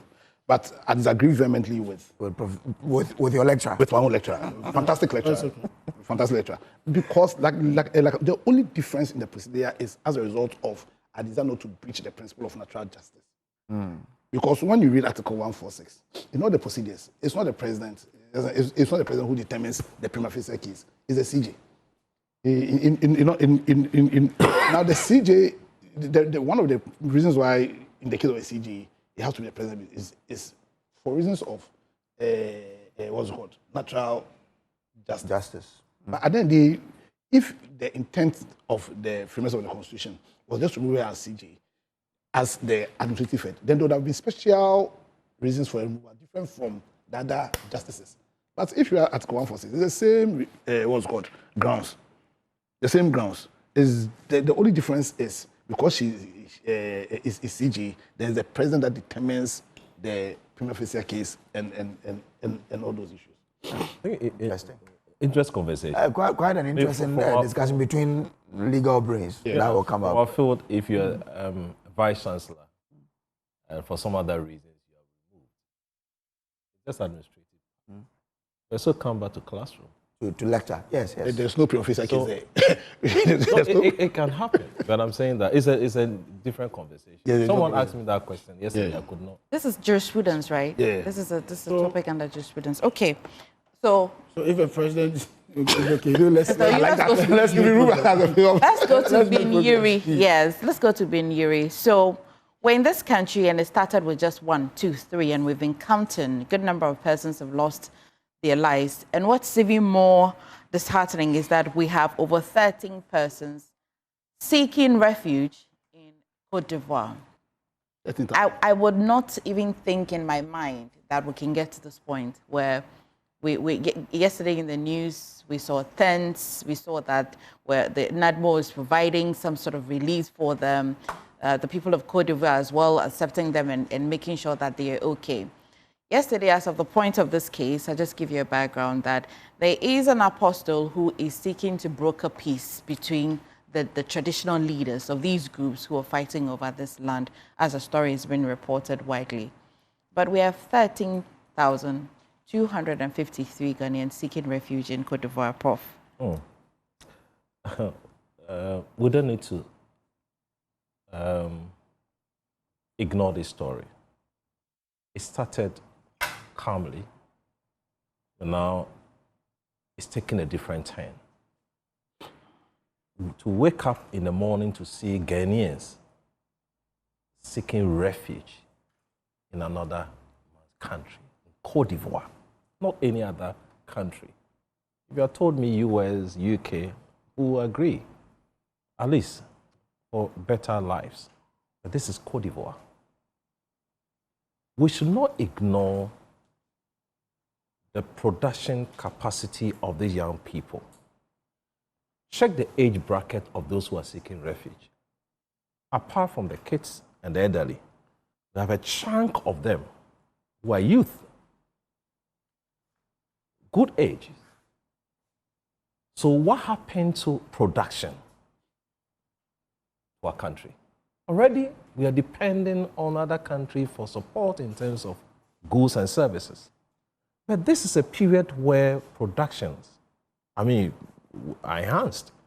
Go to the northern, around this time, people will farm to bring products from the north to the south. So you have such number of people who are moving, seeking refuge in other parts of the world, beyond Ghana. That's a worrying situation. Because these youth, if they stay in where they find themselves, could equally contribute to production. And that can enhance our growth as a country. We don't need to go outside to bring product and goods, tomatoes and the rest. But today, we are talking about 13,000 Ghanaians seeking refuge in Côte d'Ivoire. I think our president must look into this issue. Security agencies must step up their game. We can't allow these things to fly like that. We should find a better way of resolving this conflict. I don't know what is happening, but if you look at the entire space, what is happening in the Boko area, what is happening in Sola, what is happening in other parts of it becomes one too many. And I don't know what is triggering or what is causing all this. And we need to look at this very well. Wanda? No, the history of this conflict, the chief sold the land without consultation. In fact, that's why our Land Act comes into question sharply, because you cannot, as a family head or chief, sell a land without the consent of all the other family heads and members and elders. So we are told that the land was sold to a developer. The developer, of course, he should have also known that selling a land of that nature, you need to consult. You need to engage the town people. He also didn't do that, and he decided to go into developing the land. And we are told that there were some altercations, and then there were exchange of gunfires. Some 16 or so. How many people died? 16 or so people. 31. Is it Beniri? Yes. 31. But do you know the size of the land they are talking about? I'm not too sure. What was it? So according to this is like a land that you could only place a container on. You can only put? Yeah, a container on it. Yeah. Oh. That's it. So, but this brings, again, in focus some undercurrents that were already existing. And you see, chieftaincy issues in this country are becoming one too many. And I think that government must begin to put its feet down on some of these issues. Because, a land of only some 14 by 14 in stretch feet should not bring us to this state where over some 30,000 people are seeking refuge in Côte d'Ivoire and Burkina Faso and all that. Again, it also places a bigger pain on the lives there, because farms have been abandoned. Only that we are hoping that it doesn't bring scarcity of food, supplies down south and all that. Families have been displaced. Government will now have to spend a lot of money relocating some of these people. The chief's palace has also been burnt in the process and all that. So, indeed, we need to find a lasting solution to some of these crises. And it's worrying. I didn't think that conflict could bring this kind of chaos. In other words, the chief was so unpopular, or they were looking for him ahead of this conflict and all that. So, but I'm happy that NADMO, stepped in. Government of Ghana has stepped in. Right. And I'm told for the last 1 week, there have not been any gunshots or anything of the sort. The people will be repatriated back to Ghana, and then we can make progress. But there will be some punitive measures, because that's a crime being committed and all that, and we can make progress. Andrew, we're moving on to the other major big stories today, but I'd like you just a few seconds as well talk about this Beniri conflict. Flaw on the part of national security. Because like Wanda rightly said, I don't think the underlying cause really will be that container size. In fact, what is happening is akin to a friend of mine who did a divorce case where what triggered the divorce was the couple fighting over how they press the pepsodent. One does from the bottom, one does from the middle. Yeah, I understand. So certainly, when you have such a divorce, you should know that there is a deep-rooted underlying problem. So the question is, we have so that container size land was the trigger. Exactly. Under national security. If national security was working, they are too reactive. You understand? They ought to have known that, listen, there was something brewing there. Now, because of, we have 31 of our computers dead, we have Ghanaians now staying in Ivory Coast because they are scared. It's not good enough. Well, let's move on to our major story for today. Now, inflation continues at a lowering streak, dropping again to 11.5% from 12.3% in July. Are we going to see a single digit soon? Are these signs or these gains reflecting the market price? And also, Ghana cedi is now the worst performing currency in the third quarter as released by Bloomberg. Why is that for a currency that in the recent times touted as the best performing? And joining me in studio, or us in studio, is Isaac Kofi, lead data and research analyst. And Kofi likes to crunch the numbers. Kofi, even before you came in, Prof has been disagreeing with a few of the things, but put it into a better perspective so I can get more questions to ask him. Well, in fact, the cedi has actually gone through different phases this year, from being the best performing currency according to Bloomberg in the second quarter of the year. Now we are talking about the worst performing currency. And how did we get here? We decided to track how far the cedi has come since the beginning of the year. And as you can see, we've come, so far. In terms of where we are, we began the year with $1 trading somewhere around 14 cedi 70 pesos. And at a point, we saw that massive appreciation in the cedi. You see this huge drop in terms of how steep it was in May and April, and then also in cedi has actually enjoyed some level of stability, and we've been doing the calculation. In fact, if you take away the depreciation we are seeing so far, until then it had appreciated by more than 40% since the beginning of the year. And now you can see what the Bank of Ghana governor calls blip.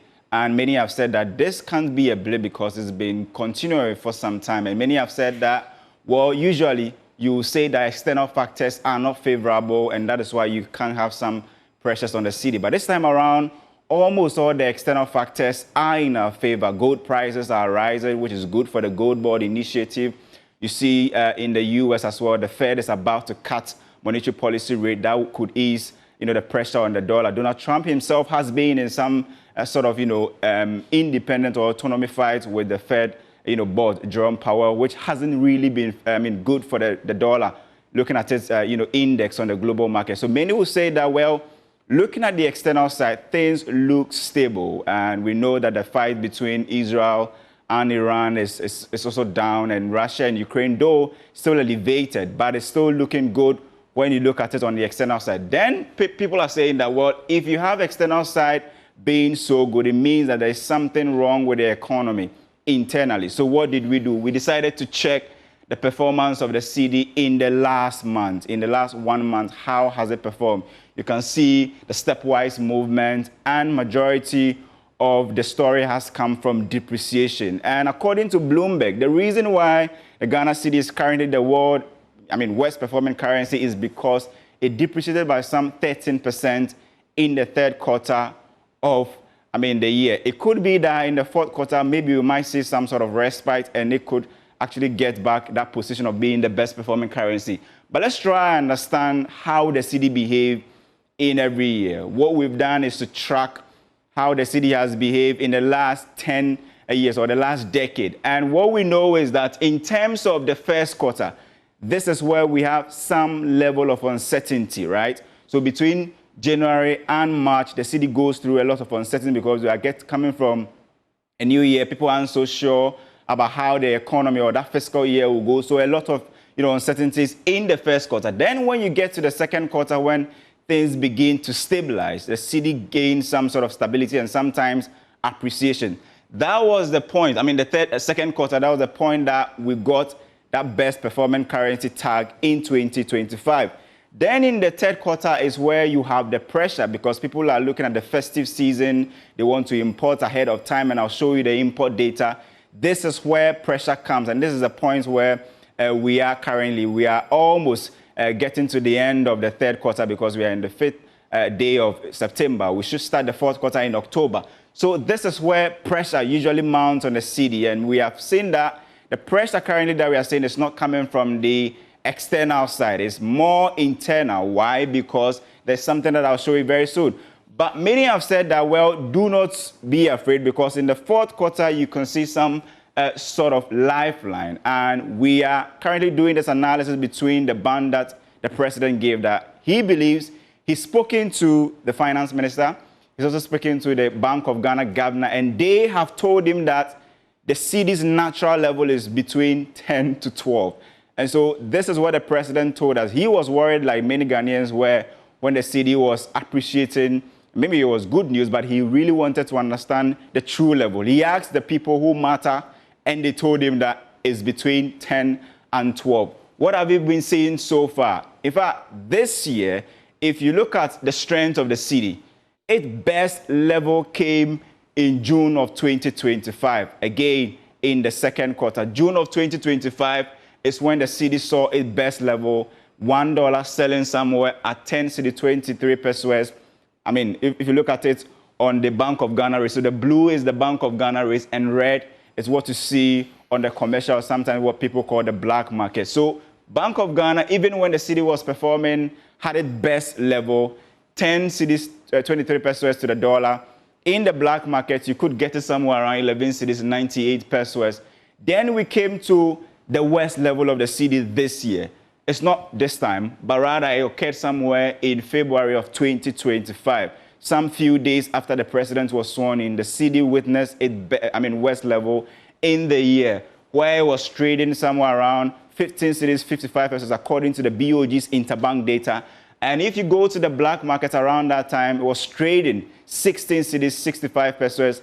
That is the average that you could get. And so if you compare this to where we are currently, many will say that, well, although you can see some level of depreciation, we are not at the level where the city got to its worst level. Currently, what we are learning is that if you go to the Bank of Ghana's interbank rate, is trading around 11 cedis 95 pesos, and black markets, you could get on average 13 cedis 85 pesos. So this is where the city is currently. But the most important thing, or the conversation that has become so important, is what Bank of Ghana is doing. Many are asking if Bank of Ghana has lost control.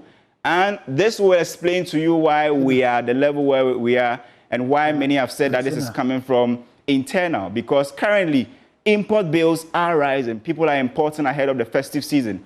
But there's something that the IMF told us in their last review, the fourth review document that we saw, and that was that Ghana was faced with large forex inflows and rapid accumulation of foreign assets. BOG conducted repeated and ad hoc forex intervention for about $4 billion. And it didn't just come this year. The range that the IMF gave was that it was between October of 2025 and April of this year.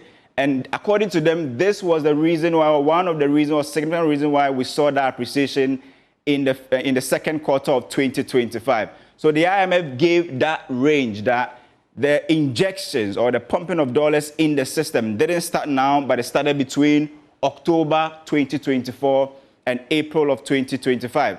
Remember, I told you that in the last quarter of every year, the city gains some level of lifeline because the government comes to the market to provide, forests. But it's also important to put across that if you look at how far we've come, and one thing that is putting a lot of pressure on the city is our import bill. We are importing so much, and if you look at the first half import bill, you can see from 2022 to 2025 has gone up significantly, where we've moved from somewhere around 6.5 in 2023, now 8.2 billion just in the first half of the year. And we know that in the second half is when more importation comes, and that is why you're seeing pressure on the city. So many have said that if this should continue, you could see Ghana's import bill hovering around $16 billion by the end of the year, which is a big threat to the city. But one thing that has tied the hands of the Bank of Ghana is that they have signed a document with the IMF to introduce a new policy that will not allow it to come into the market as frequently as it used to come in the second quarter. So although you may be having inflows from gold board and remittances and cocoa, Bank of Ghana at this moment, because of the IMF policy, may not be able to come into the market to intervene. The governor has already said that it is not a sin to come into the market to provide the dollars because already they are meeting their international reserve requirement. But at the moment, what we are learning is that if you look at the first quarter, the Bank of Ghana had to pump in 1.4 billion to actually keep the city stable. But at the moment, they cannot do this as they did in the second quarter because the IMF is concerned about that level of intervention because they believe that you need to allow the natural levels of demand and supply to determine the true value of the cedi. Currently, nobody knows where the cedi will end the year. But what we are learning is that, the cedi is going through some level of depreciation at the moment. But the governor said that this is just a blip and it will be corrected soon. How soon it will be corrected, MFA, I don't have that answer. Thank you so much, Kofi, for putting it into perspective. We're also, John, you stay with me right here, just so we need some clarity. We'll come to you. But we're joined as well by Dr. Jabil Mohammed, economist, senior lecturer from the University of Ghana Business School. Doc, thank you for joining us. I'm sure that you have seen the reports, the Bloomberg report. You may have also seen the report by our inflation rate as well. First of all, give me your initial comments when you saw the report from Bloomberg. Well, thank you. Good morning to you and good morning to all our listeners, MFI. In actual sense, when I saw the report, I realized that there is something fundamentally wrong. In a sense that at the start of the year, at least we have it close to 15.5 cedis to the dollar on the interbank exchange rate, and about 16.8, 16 point something for the black market. In as much as we may see that as a worse situation, you can actually sense that given the reasons that your presenter has just given, you will realize that significantly it is about the pressure that we are now receiving. That is how come that the dollar is not, the cedi is not actually doing very well. I think the governor of Bank of Ghana, or the Bank of Ghana in general, has put in place certain pragmatic measures in recent times. In as much as we may have a significant influence in terms of our remittances, in terms of our cocoa, etc., there is also the chance that we need to improve on our productive capacity. That is what can happen to allow us to be able to have the cedi in a more stable manner. Otherwise, if you continue to rely more on import, as we saw earlier, about 16.2 billion in the first half of the year, if the trend is going to continue that way, it means that by the close of the year, we are going to be doubling that, which means that we will need a lot of reserves to be able to cater for that. And if you are not able to bring in more dollars to be able to cater for that, then we are going to have a bigger challenge in terms of the performance of the cedi.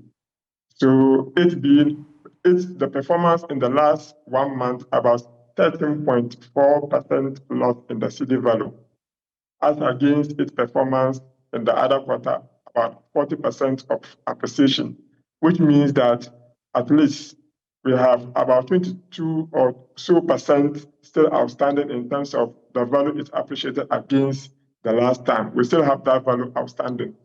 So we need to put in pragmatic measures to ensure that we don't have a depreciation above what we have gained earlier on. Otherwise, all the that we have made. Doc, sorry to cut you, but you mentioned that the BOG governor is implementing some pragmatic measures. Can you educate us on that? What are these measures, so that if we see them going down, deteriorating, we can talk about? So one of the things they are doing now is that he's trying to prevent dollar pricing. He's saying that we should not price our school fees in dollars. We should not price several other items in dollars. We should stick to the cedi value of it. We should not be pricing in dollars.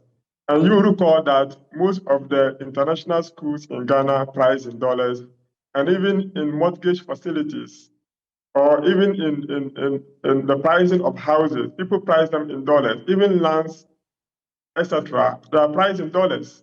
If you go to East Legon Hills and other places, all the homes that are built by real estate companies are priced in dollars. Even people rent in dollars. Why would you be living in Ghana and be pricing in dollars when your cedi is the legal tender of the legal tender? Why should you be using another person's currency? If you do that, you are indirectly trying to dollarize the economy. And we are not a dollarized economy. We are not abandoning the cedi to spend the dollar. So let's focus on pricing our items in cedis rather than pricing in dollars. When you price in dollars, what that means is that people are going to be looking for the dollar to come and pay you, which means that it's going to give us unnecessary pressure on the cedi, when in actual sense, you don't need to do that in your local currency. Because I remember a friend he's dealing with real estate. He decided to buy dollars. Then I asked him, why are you buying dollars? He told me that he's going to buy some land in Kumasi, and for that matter, you want to put the dollar. You are in Ghana. Why don't you price the land in Ghana cedi, pay with the Ghana cedi, instead of putting an artificial pressure on the cedi when we are not going to import anything outside? Well, Doc, stay with us. I think that you share the sentiment of many as well. I'll come in studio, but do stay with us here. Prof, I know that you have seen the Bloomberg report extensively, and you actually, it was one of the things that was on your heart when you started. You have just seen the breakdown as well. My question really is that, and not just me, many people watching are wondering, it's just 5 months when Bloomberg actually just rated the cedi as one of the best performing currencies. And in 5 months, we're here that it is the worst performing. People have said that worse is rather a harsh statistical word to use. Do all the factors or the methodology that they used really arrive and amount to the fact that it is indeed the worst performing currency? Months ago, government communicators rushed to celebrate. And some even called it a proof of the government transformation agenda, if you remember. The real question is, how many times will Ghana celebrate currency victories when those victories are not backed by hard work and productivity, but rather on borrowed dollars from the IMF, from the World Bank, and a few reserves? How many times are we going to celebrate currency victories? You know, I'm on record to have said, let's give credence to this administration when we're recording the gains. And people were saying, well, let's give them PP. I said, no, they're in charge. Let's give credence to them. They've done well. So that when the table turns, or it flips on it, the story flips on its head, there will be the same people that must receive the criticisms. I said that. Bloomberg crowned the cedi as king in May 2025. It called it a disaster in September.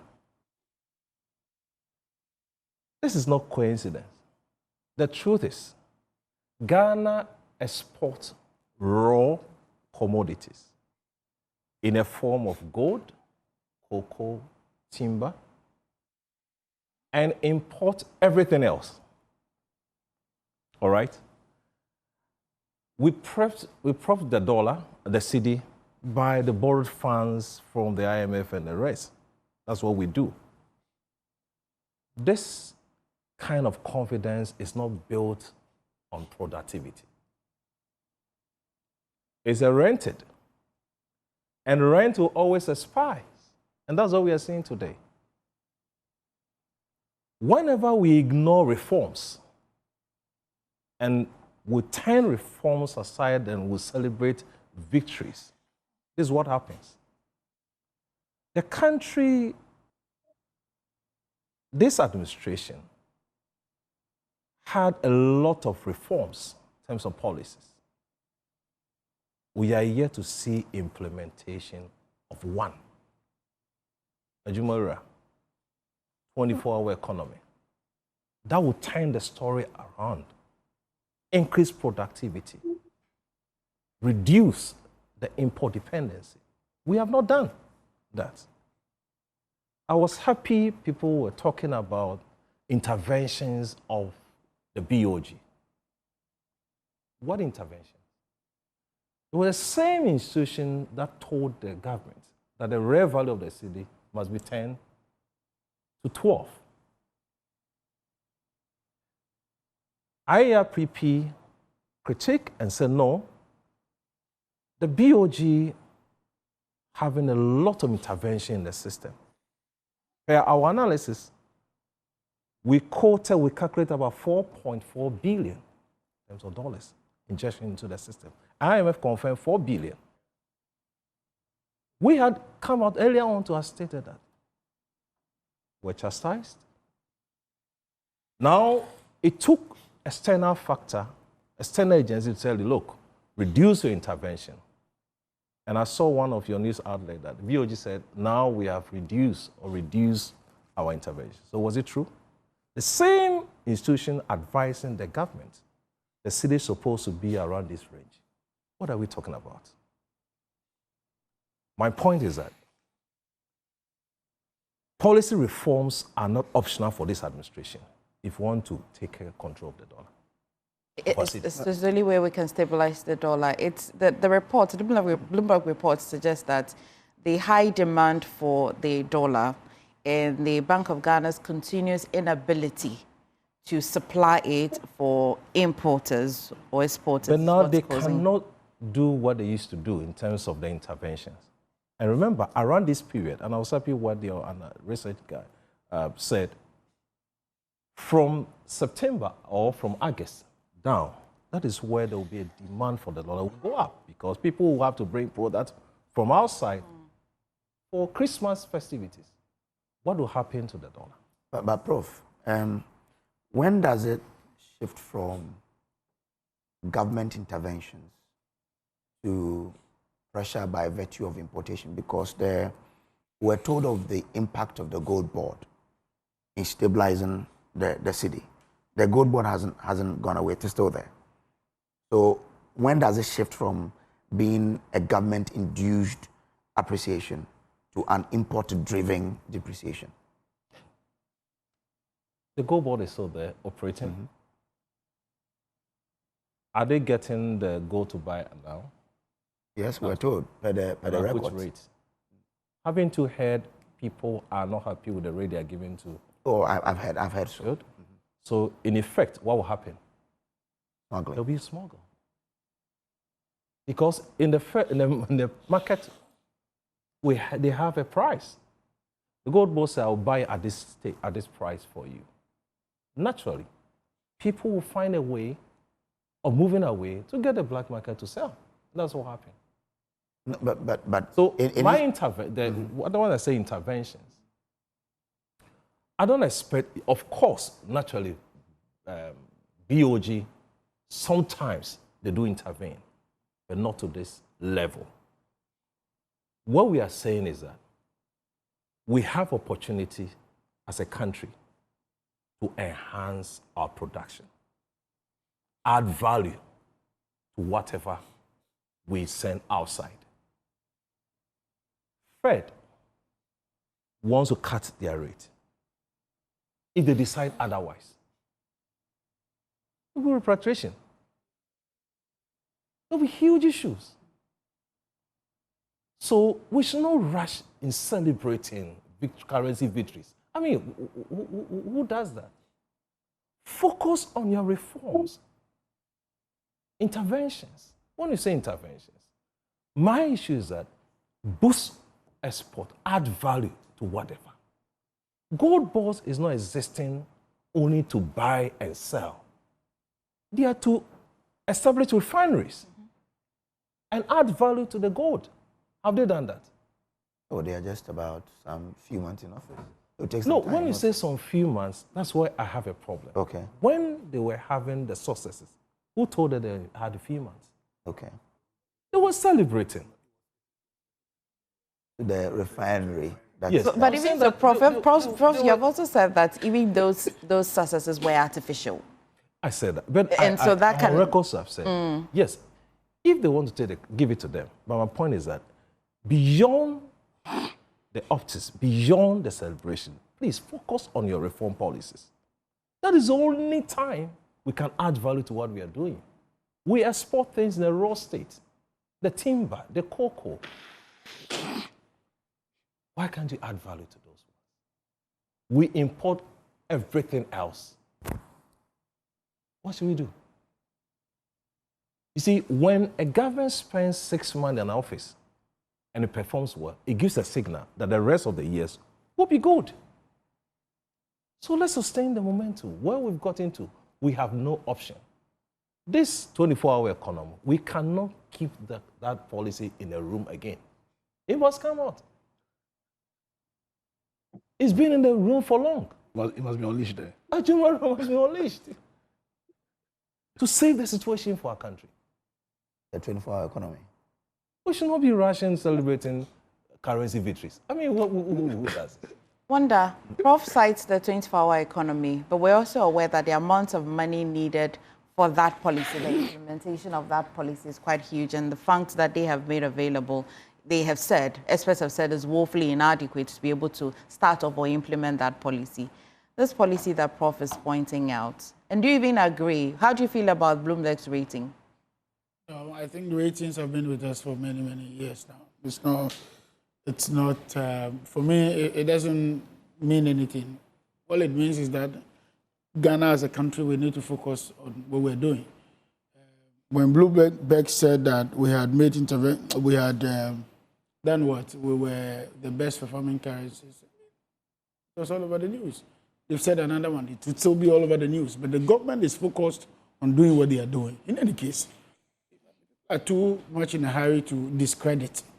When Prof stated that some time ago, he told people, and he's on record to have said that they should celebrate the NDC for the currency appreciation. So that what? This is where my problem is. So you were only pessimistic and waiting for the day that there will be a blip. Because he knew, it's sarcastic, because he knew that gain was artificial. Well, so if you didn't see cut through the sarcasm. Call it artificial. But I am a Ghanaian. If something artificial makes the economy good, I'll be excited about it. I won't be waiting for the day that there will be a blip. Now, we are also told that around this time, that's the last quarter of the year, there are a lot of imports. I mean, this is where import is actually, heavily driven, and there's a lot of pressure on the cedi. In one breath, we agree that around this time, there's pressure on the cedi. Number two, but we are refusing to agree that around this time, there's always constant depreciation of the cedi around the last quarter of the year. That is record, that is historical record. If you check from 1957 to today, in the last quarter of every year, the cedi depreciates. It's rather unfortunate. Yeah. No. We're talking about I'm coming. You are talking about fourth quarter. So the third quarter, which is June, July, August, right? Yeah. And we're still in June, July, August. We're still within the time when there's a pressure. September. So the depreciation started in the previous month. It depreciates in the third quarter. Yes. And then the final quarter. In the final, it gets a lifeline. About dollars, and then it goes by a kind of currency. Yeah, but that lifeline, as indicated, did not mean that the cedi appreciates. It only stabilizes. Right, that's actually appreciates. By what margin?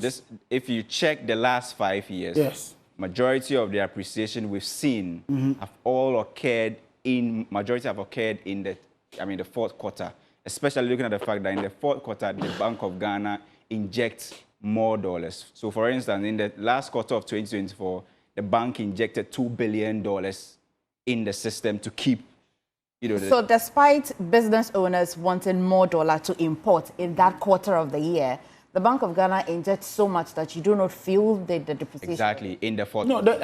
No. And even though people want dollars, it is not in the last quarter that they do the import. Because this is the period. It's actually in the third quarter. Why? Because in the last quarter, if you import in October, when will the goods arrive? By the time it arrives, the festive season is over. Okay. So the import is actually done. Yeah, the pressure comes in the third quarter. Yeah. But the lifeline is in the fourth quarter. But are we still in the third quarter? Yes. Yes. So Wanda is correct then. Yes. Unfortunately, my time is up. Unfortunately, on the gold issue. Time is up. You've been fair. But I think that's exactly Prof's point. Yes, I believe we can celebrate, but whilst we celebrate, we should also be doing the things that would. Why do you want to defend Prof? Is here elected? No. I stand by what Prof is saying. Prof should have been optimistic, not pessimistic. No, it's not about that at all. I stand by what Prof is saying, because without putting in place policies, deliberately putting in place policies that will aid in import substitution, because we can't go on with this import substitution. Then this trend that is killing our economy will go on. That's why some of us have issues with, when you came into power, you scraping the 1D1F. Because you see, there are good policies. Probably the implementation was wrong. So you could have done an audit of some of the policies. And it's not about the human being. Well, it's not about the human being, because we all know that unless and until we have policies that can bring about impact substitution, then what we call artificial will be happening. So, unfortunately, our time is up. This one district 142 brought is a low one. No, it's not low. No. I mean, I hate that we have to do this now when our time is up. Unfortunately, we're able to talk about the inflation. What is happening 24 hours? I live. What 24-hour economy? What is happening? I've given the power to Prof to ask you that question. So there's no. We now have time. I'll give it. Listen. The 24-hour economy. No. The 24-hour economy is not an event. You see, this is where the problem is. People are thinking that 24-hour economy will happen overnight. But it's a process. It's a process, and we need to fix energy. We need to fix transportation. We need to fix imports. We need to fix our roads. Exactly. The 1D1F became systems. You could have taken to be created. Even 1D1F is a system to be created. So you could have taken your time to do an audit and correct the wrong. It was not government that was leading the factories. I think we also need to make the point that let's listen to 2 weeks ago, the president was in Japan and in Asia. I mean, using that trump card that the city was the best performing in the world to sell Ghana to the world. Some few weeks later, it has a different, twist to the whole thing. And then also another question we need to ask ourselves is, the rate of the dollar, does it really reflect how our economy can actually absorb it, especially when you've paid bondholders about 9.9 billion Ghana cedis?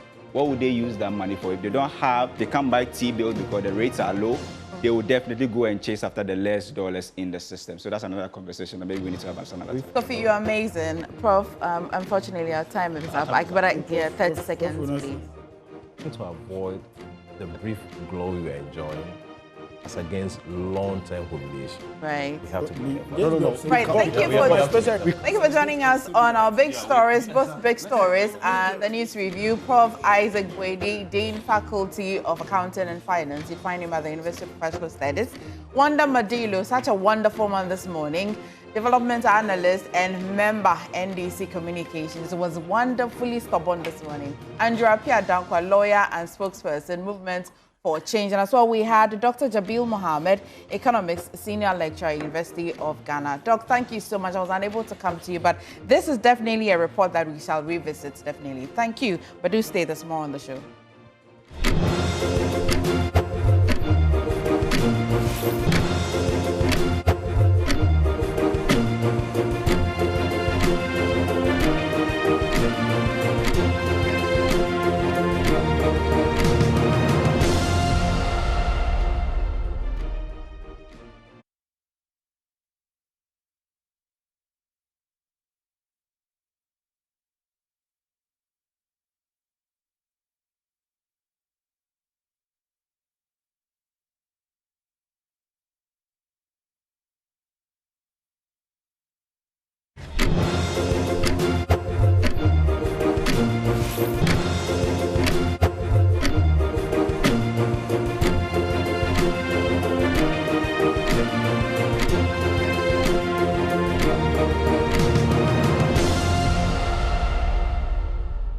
GH probe found that one invigilator takes phone numbers of candidates in possession of phones. Questions are solved in a so-called strong room, and the answers are transmitted to the candidates through their mobile phones.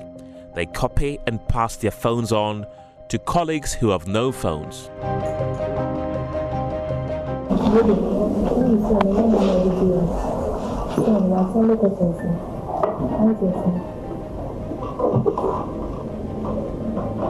The AI was used in two ways. Some candidates opted for the use of AI in generating answers to the questions and used the entire responses of AI on WhatsApp, while others sought explanations for questions they had been asked to list and explain.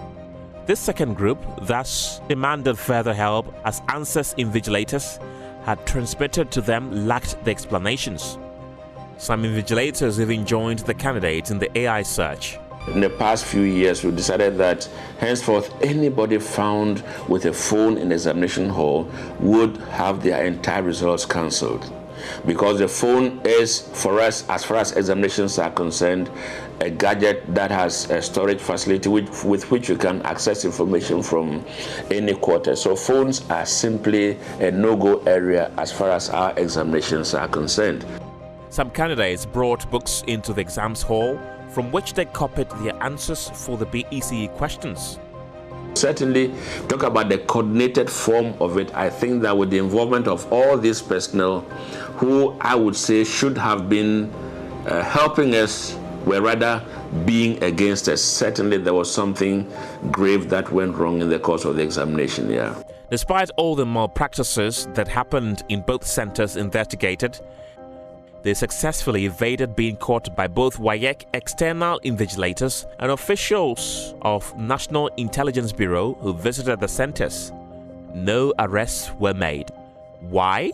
On citing external invigilators, the supervisor received a signal and relayed the alert to invigilators for immediate action.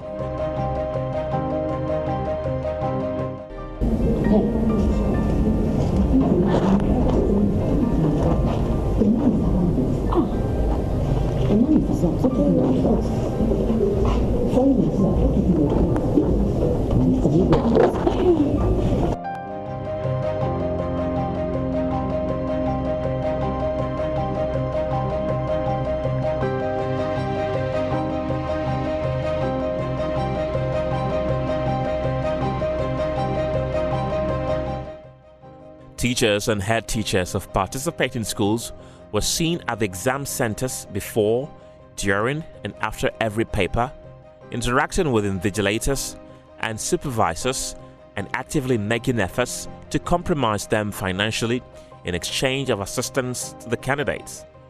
It is BECE, headmasters and teachers of participating schools should not be at any of these examination centers.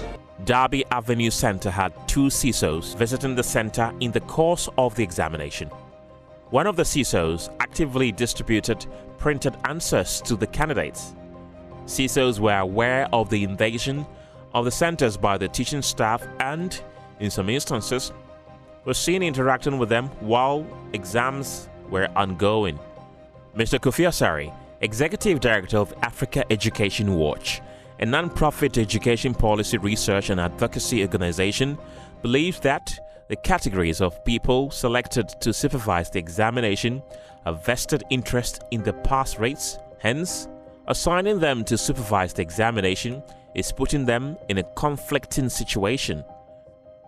Our position is that because staff of the GES have vested interest in the outcome of the examination, including among others, some of their staff having KPIs directly related to the pass rate in the examination, deploying them as supervisors is actually putting them in a conflicting situation.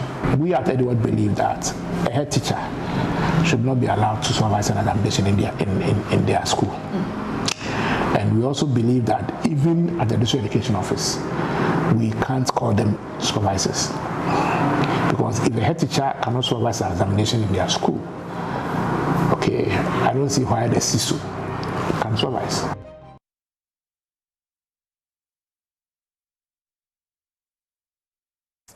So let's do more on the investigative journalist on this particular piece, Francisca Incho. Francisca, thanks for joining us here. Now, what exactly did you uncover on how GES officials, compromised this year's BECE?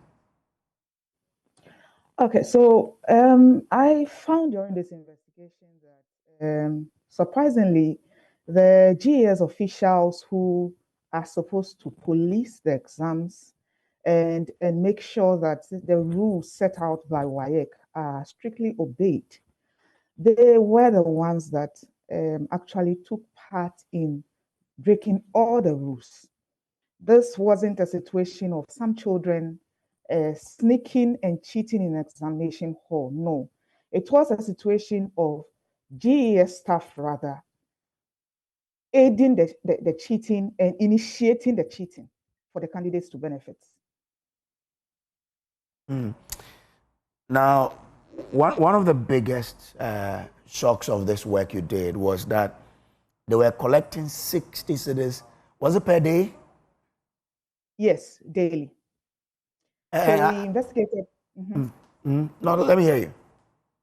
Okay, so we investigated 2 centers. So one of the centers were paying 60 cedis each day, right after the last writing the paper of the day.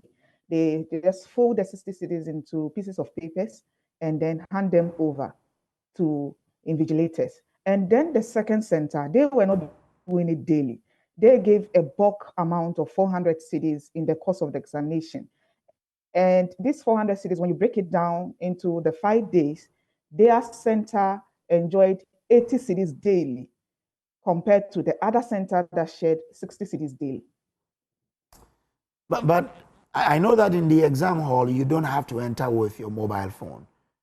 So yeah, you are not supposed to. Was it part of the scheme, or how was it working that students will have mobile phones on them and were using it to access answered questions? Okay, so basically, per the WAEC rules, candidates are supposed to be searched thoroughly before they enter exams hall. And so these searches would have brought out any foreign materials that candidates had on them, which include the mobile phones. But then in the course of this investigation, we realized that searches were not conducted. The candidates just walk into the exams hall and exam starts.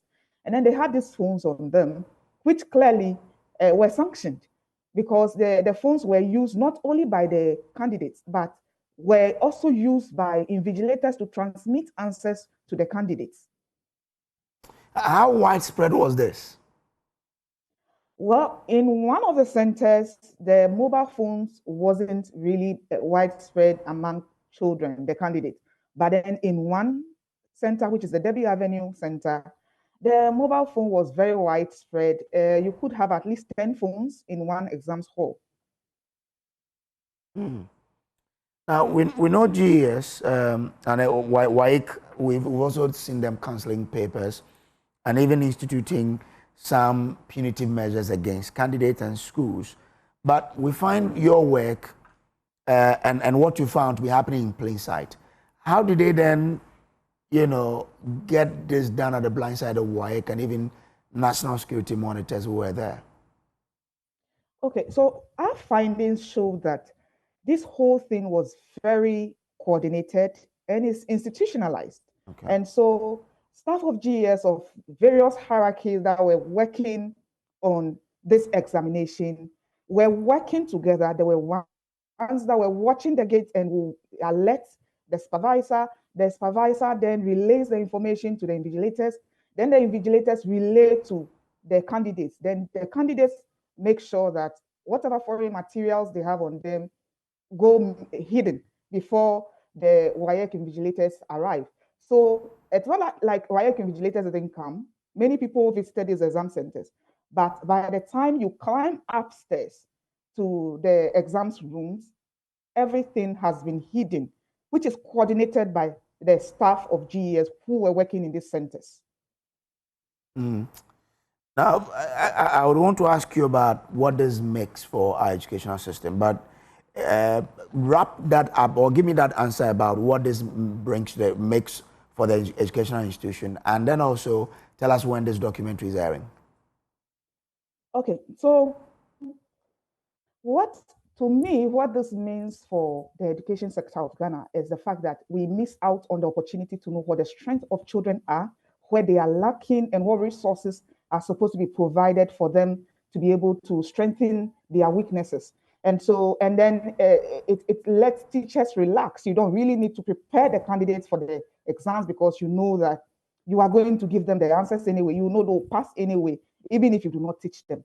The candidates also miss out on the ability to learn and show their strength in examination because they know they'll be receiving the answers. So they just relax, they do not learn. Because from this investigation, what we observed was that candidates come in and they are blank. They don't know what to write, they are relaxing and waiting for answers. And so we are destroying children's will to learn. And then teachers having the obligation to teach the children properly so that their work delivery is tested properly. And at the end of the day, we are training corrupt officials. They are growing and they will grow up and then they'll become corrupt officials. And we'll have them in institutions taking care of our needs. And so what is that you have students who went through education, they passed really well, but they really do not have the expertise because they didn't learn. Okay. I'm grateful to you, Angel, and all the best for that wonderful work that you did there. Francis Angel is an investigative journalist here at Joy News, and she's done that beautiful work there. We'll take a quick break. We'll be back with another good interaction here that will interest you, so do stay.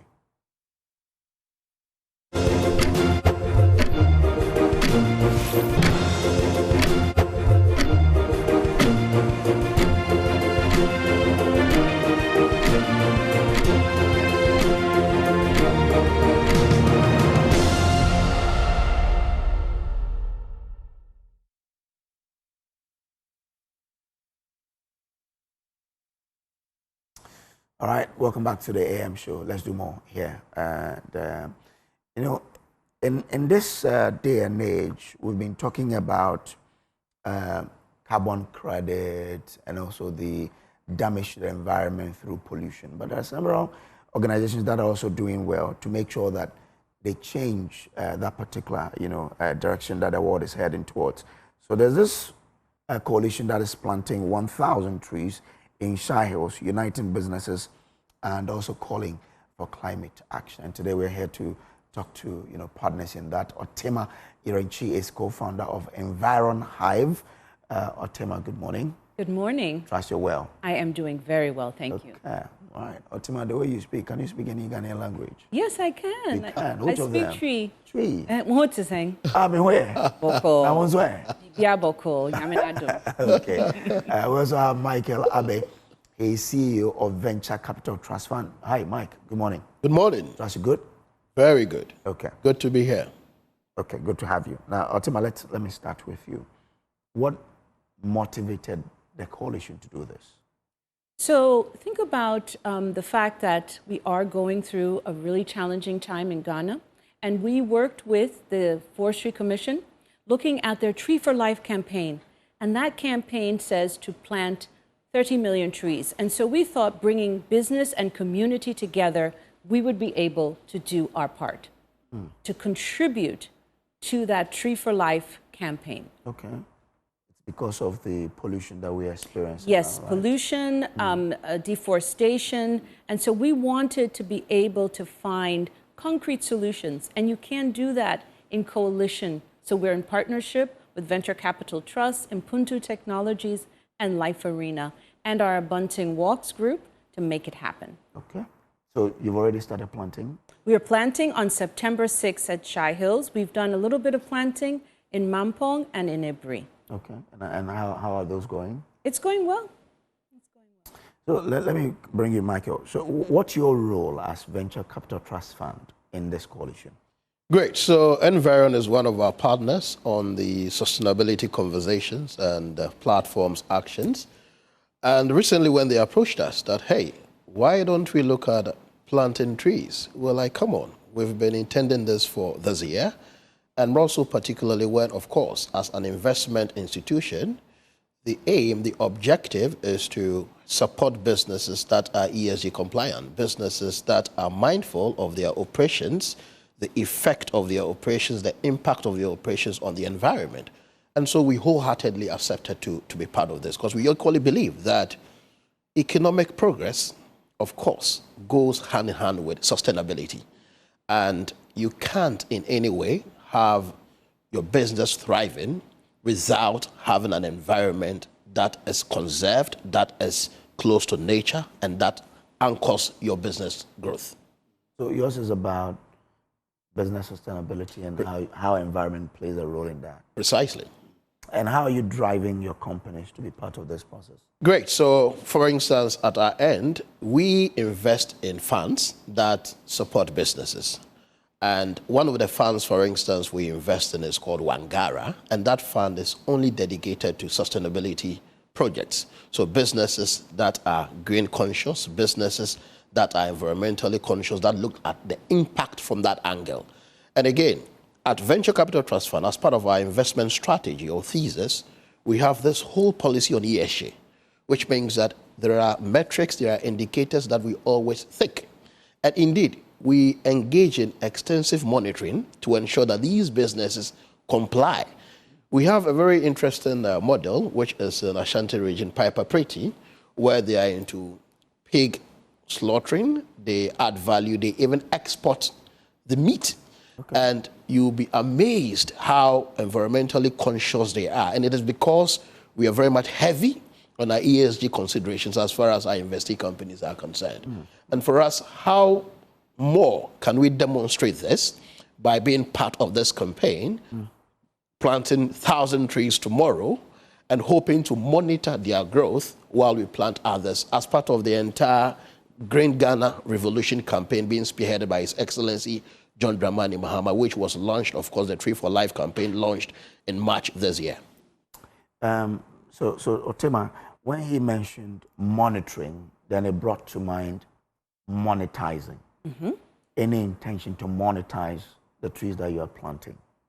So one of the things that we're looking at is obviously when you plant a tree, it can sequester a bit of carbon, right? And so at the maturity of those trees, it can, sequester carbon. And so as part of the work that the Forestry Commission is already doing through their Reddit Plus programs, there can be the opportunity to sequester and then get some carbon credits. So we hope that we're contributing to that. But as a company, we are helping organizations to analyze their business and assess whether they can, through the carbon markets, access some funding for their businesses. Okay. So we see that it's not just about tree planting. One of the things, too, that's very important is the maintenance, right? You want the trees to mature. It improves the soils. It also improves the shade. And then what? Agricultural concerns. Because you can see, people asked us, why did you choose Shy Hills? Well, it's an area that's also under pressure. And one thing I wanted to have as a shout out is we do have someone, even from Kenya, Daniel Kuma, who contributed to the campaign. So it has a Pan-African focus. He gave 1,000 pounds to ensure that trees are planted for his birthday. Oh. And so I want to give people that idea that you can participate in your country and even in another to help Africa become green again. Interesting. So it means that the monetization is not for your company, but you're looking at the government or the state called Ghana through Forestry Commission earning those carbon credits for the... So, I mean, we earn through the advisory services that we provide companies. So we do ESG and ESM work. So we help companies to meet those targets that he spoke about. So that's how we monetize. But this is really about our commitment to a green Ghana.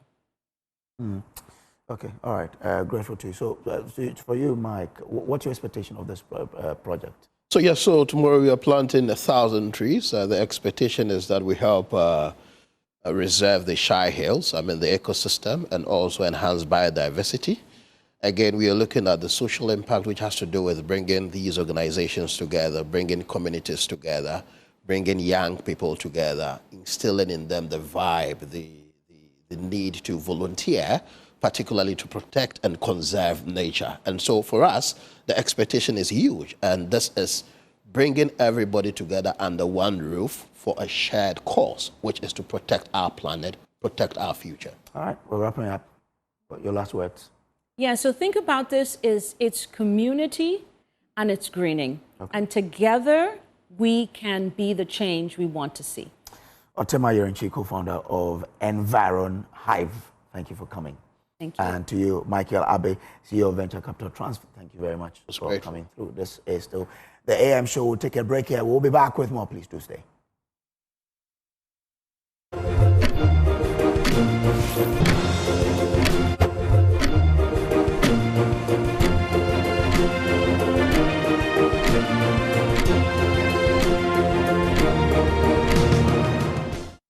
Thank you for staying with us here on the AM show. Now let's talk about the National Emerging Leaders Economic Forum 2025. And joining me in studio is Mr. Daniel Asumani, youth activist, CEO of Vodec Africa, and also convener of NELEV 2025.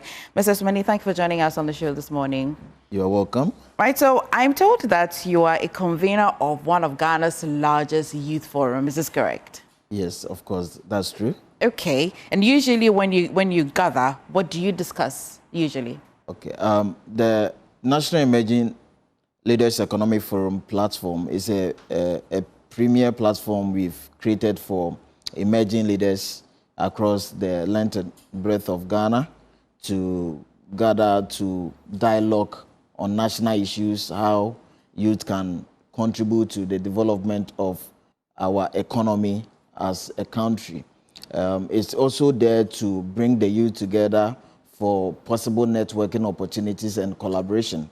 The good thing about the National Emerging Leaders Economic Forum is that it does not only bring emerging leaders, it also brings along other existing leaders who have been in the system for long, so that there will be a direct mentorship opportunity for emerging leaders. Right, that's good to know. I mean, now that you're talking about the youth, it brings my attention to one major problem in the country, brain drain. Lots of young people migrating, they're risking it all, they don't mind, because they think that they will seek a better life outside of the country. In most of your conversations, what do you think has contributed to this? Brain drain, actually, I would say that is a national crisis that we all must be concerned about, because most of our brightest minds are leaving the country because we've not been able to create an enabling environment for the youth to stay. When you look at the data, the record shows that about 38.2% forms the entire population of Ghana's population, the youth, 38.2%. Now, about half of this population are unemployed, 19.7%, which is a little above the 38.2%. And if youth are not having good job opportunities, the only way is to leave the country for greener pasture. Yeah. And another crisis that is affecting the youth is the housing deficit or housing crisis, which I term it as a national security threat for us to deal with it. I mean, you have said that's a national security threat, but not just the youth are struggling for housing. Why do you make it a peculiar problem?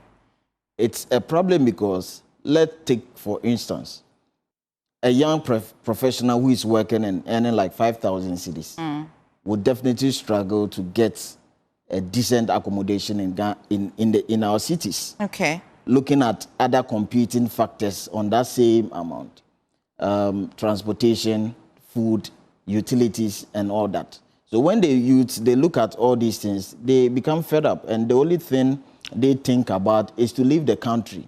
One, when they leave the country, they are not rejecting Ghana as a whole, but they are rejecting the Ghana of limited possibilities and opportunities for them. So they chase the Ghana of their dreams and the Ghana of more opportunities that will satisfy their interest. And so this is why you have conversations like this for youth empowerment. So for this year, it's happening at the UPSC auditorium? Yes. What's the theme for this year? The theme for the National Emerging Leaders Economic Forum 2025 is there enough youth empowerment, the gateway to sustainable economic development? That's long. I would forget it by the time I end this interview. What's the theme again? Is there enough youth empowerment? Okay. The gateway to sustainable economic development. Okay, and it's happening on the 2nd day of September?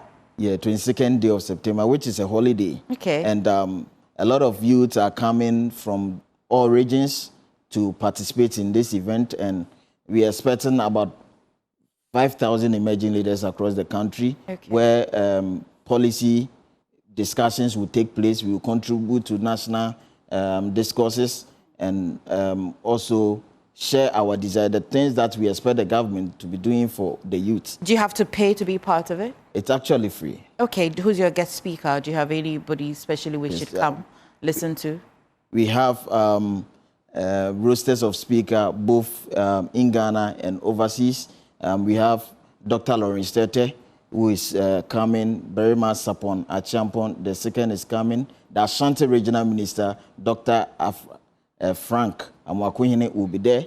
We've even invited the president, and we are hoping that the president will be with the youth. 5,000 youths are calling on him for engagement. On your screen, we have been rolling the speakers and every other information that you will need if you want to be part of this conference, or if you like. And you can call them. The number as well is on the screen. We've been having a conversation with Mr. Daniel Asumedi. Finally, tell us why we should be there, and that's how we'll wrap up our conversation this morning. Thank you very much.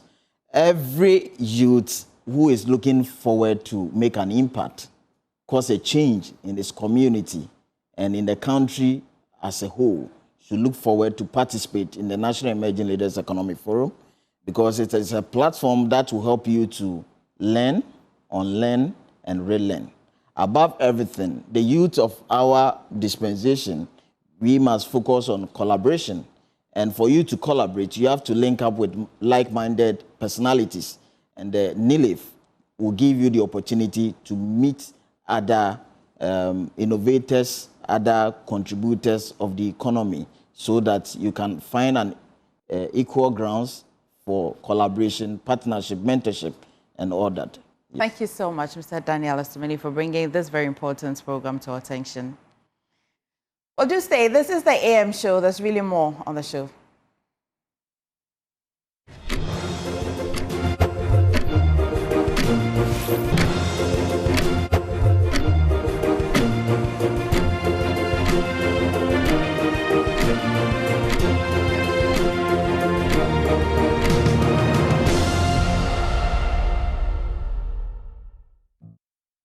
Welcome back to the show. Almost time for E-Corner, but right before we bring you E-Corner, let's have a little conversation about Habitats Fair that's coming up next week.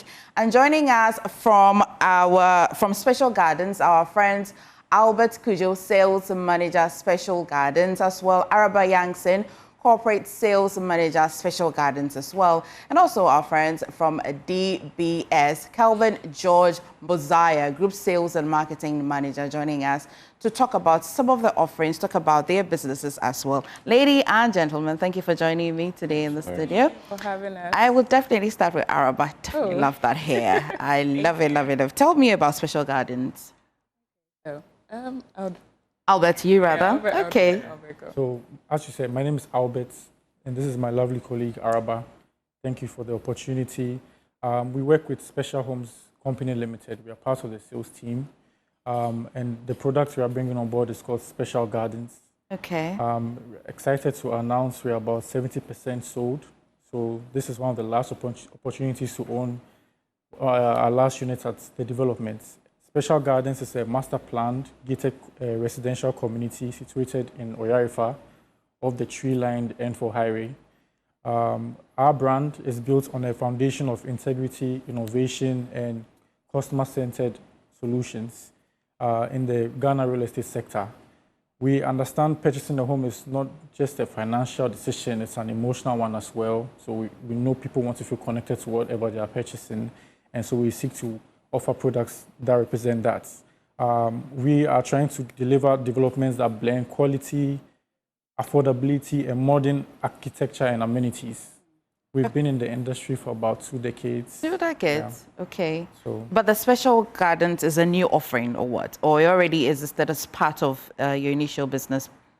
Oh, it's a new offering. Okay. We've been developing this since early 2023. Okay. So we're almost wrapping up with this one. Okay. Calvin, tell me about DBS. It's quite a popular brand, but tell me about DBS. Thank you for having me. DBS is one of the leading manufacturers of high-quality building materials in Ghana. We have roofing sheets, we have concrete products, and we have steel products as well. So the roofing sheets, we have the aluminium sheets and we have the alu-zinc sheets, right? We also have our Euro tiles, which is, it has an alu-zinc base with a stone coat finish. We have shingles, we have the steel trusses, which is the bed that the roof sits on, which is made of light gauge steel. And for the concrete products, we have the building blocks, both 5 inches and 6 inches, solid and hollow. We have pavement curbs. We have ready-mix concrete as well, C15, different classes, C15, C20, up to C50. Yes, and the steel products, we have the prefabricated steel structures, and we also have the steel pipes, both round pipes and then the square pipes as well. If I didn't hear both and is, I would say speak English because those terms are quite technical. But I understand that people who want it will understand it. But Araba, time to come to you. Tell me why Special Gardens, or your mother company, what would you like me to address? Special Gardens. Special Gardens. Tell me why you decided to be part of the fair. Okay, so we can all agree that the EcoBank Joy News Habitat Fair has established itself as Ghana's most credible and impactful housing platform, you know, with bringing together stakeholders across the real estate value chain. The decision for us to sponsor this housing platform was mainly because we believe it supports our mission to, you know, provide affordable housing to the Ghanaians and then the diaspora.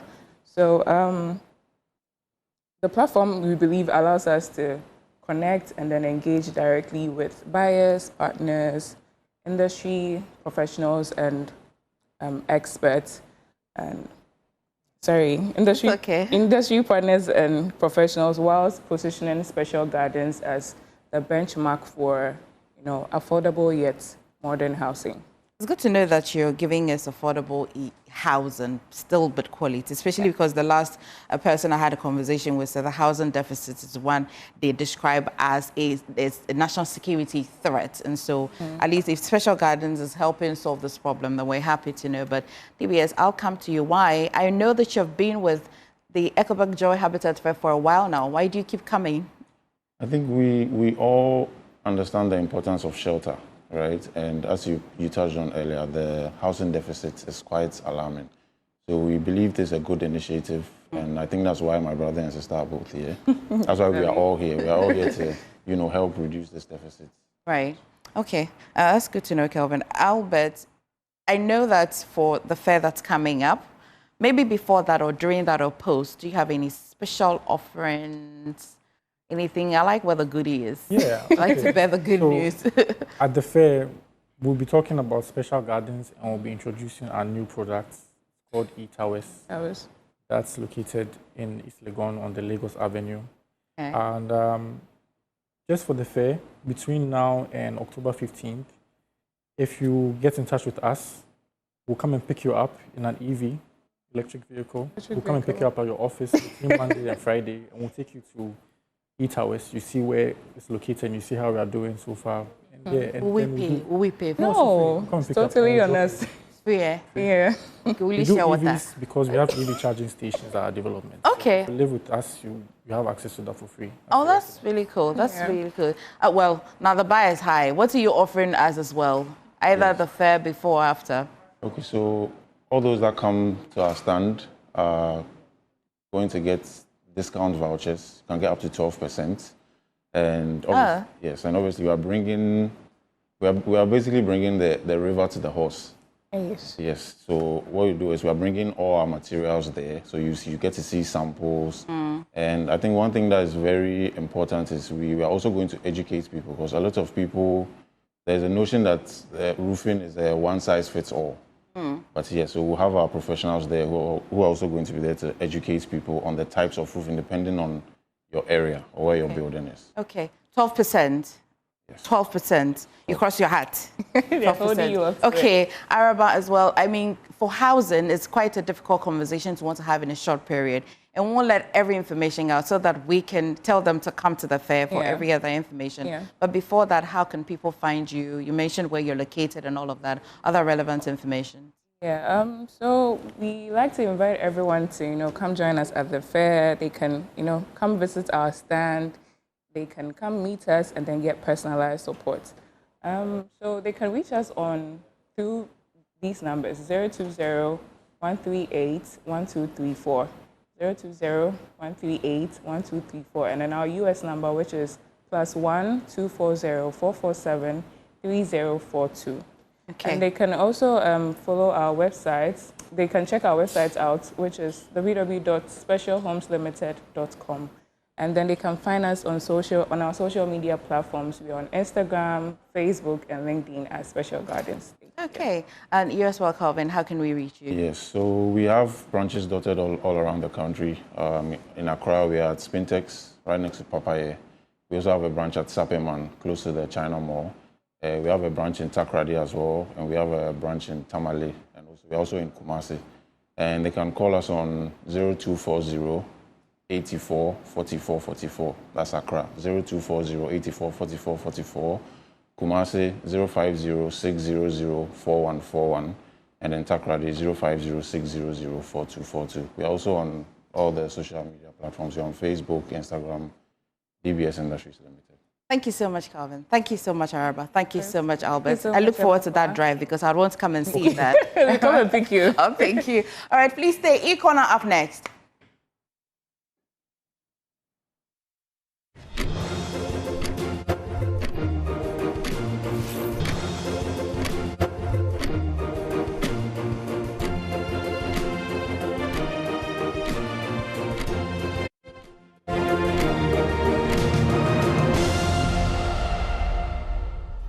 Welcome, welcome, welcome, welcome. Should I say Wezo or should I say Obake? I'm not trying to feed into, the controversy around it. But yeah, I guess it makes sense that I say welcome back to another weekend. It's another Friday where we get to bring you your favorite segment on the show. It's E-Corner with yours truly, Noella Kareniali. Of course, I've got loads of teas to spill and serve. Only question is, are you ready to sip? If you are, settle in, because when we return, we get started.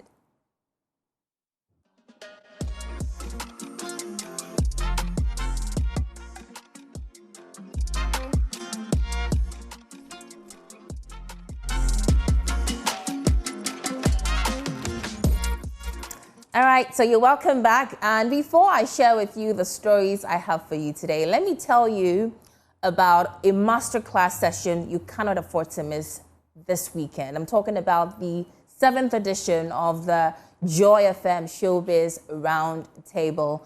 We've had insightful past editions. We had one during the campaign period where we met with members of the political divide to interact with them on their manifesto.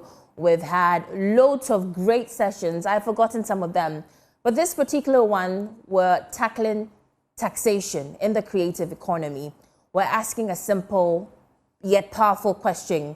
What is the true price of, creativity?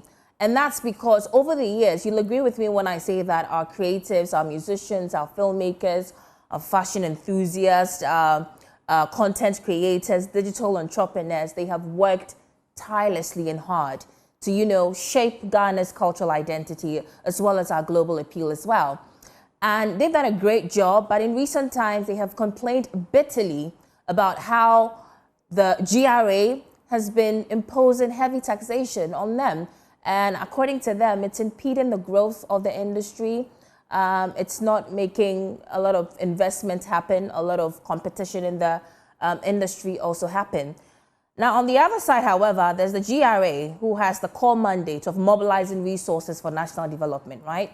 And so in this divide, how do we strike a balance? How do we ensure fairness with taxation while ensuring that we also support our creative economy? Well, we're bringing both sides of the coin to the table, the Showbiz Roundtable, to really dissect, have a conversation. It promises to be an interaction that is going to be very forward-looking, very progressive. And it's got some really, really great speakers as well. Let me run you through the speakers for this session. So we've got, from the GRA, we have Victor Yao Akogo, who's the Chief Revenue Officer, Domestic Tax Revenue Division. Isaac Kobna Anwako, Chief Revenue Officer and Head of the GRA IT Training Center. We also have... So those two people actually are going to be coming from the GRA, right? And then we have from the Creative Divide, we have Kojo Poku, who's the Vice President of Events and Meeting Professionals Association of Ghana. We have Francis Doku, who's the CEO of Maestro Africa Group. And then we have Robert Clark, he's the head of public relations at Charterhouse, and Lateef Abubakar is playwright and CEO of Globe Production. So those are your speakers on your screens. Listen, you cannot miss this. This is always a masterclass, and so this is not one to miss as well, especially if you are a creative and you have concerns about taxation. That being said, let's get into our stories now, shall we? And let's begin with the Hennessy cipher. So I'm going to tell you about the first time I heard about the Hennessy cipher. The first time I heard about it was in 2024. This was last year. It featured some really, really great, you know, African artists. Let me share the list of them with you. So in 2024, like I said, it featured Maglera Doughboy from South Africa, Didi B from Ivory Coast, Calligraph Jones from Kenya, Sarkodie from Ghana, and of course, Ladipo from Nigeria, and last but certainly not least, Young Lunya from Tanzania. Now, for those of you who do not know about the cipher, it's basically an annual event that Hennessy, as a liquor brand, puts together to support artistry and creativity. And so it modules the concept of a rap cipher, where you have a number of artists lined up, and then they give you a beat, and then you rap on the beat, showing your creativity, your personality, and as well as your dexterity on the beat. So last year, like I said, I'm running through the artists. My favorite, I mean, I'm going to risk being seen as biased and say my favorite person from last year on that cipher was Sarkodie. And I'll tell you, it's for a number of reasons. I mean, yeah, I have people who say that they enjoyed Calligraph Jones's rap from Kenya, but Sarkodie tackled a number of issues. His rap was thematic, right? He aura, rap dexterity, creativity, everything on point. I loved his cipher. And so I was really looking forward to this year's cipher. And listen, I've watched this year's cipher. I'm sorry. Generally, I did not enjoy it. But I'll tell you about it. So this year, they decided to blend three sounds together. Amapiano, Afrobeats, and hip hop. And so you can imagine the kind of beats 6 artists from Africa. Let me run you through the list quickly. So it had Femi One from Kenya. It had Miss Banks from UK, also a British Ugandan. Black Bones from Nigeria, one of my absolute favorite rappers in Nigeria. Jaiva from Tanzania, and of course Joey B from Ghana. And Joey did it for me because the beats were so difficult to ride on, and it's the way he just glided on the beats. I'm not a music connoisseur, not a rap, hip-hop music fanatic. You'll agree with me. Okay, so let me be honest. I could not tell, unlike Sarkodie, I don't think his rap was thematic. I don't think he had any theme to his rap. And I can understand because the beats were so difficult, but it's the way he glided over it. And I think Joey B is one of our most talented artists in Ghana. And I say that because over the years, I have followed his career, right? And it has been a topsy-turvy one. You know, he dips and then he finds a way to evolve and comes back up. And it's just been beautiful. I've just really seen him always grow and evolve. And I think he needs to be recommended for that. So yeah, kudos to Joey B for doing us proud. He did an excellent job. If you haven't seen the full cipher, go and check it out. Let me know via social media pages or maybe my social media page. Let me know what you think about it. And of course, I'm looking forward to next year's. Hopefully, they feature one of these cats, young cats, and then we see what they can do. Quickly, let's talk about Yaosiki. I really wanted to give you a breakdown of this young man's story, but time. So that's Yaosiki.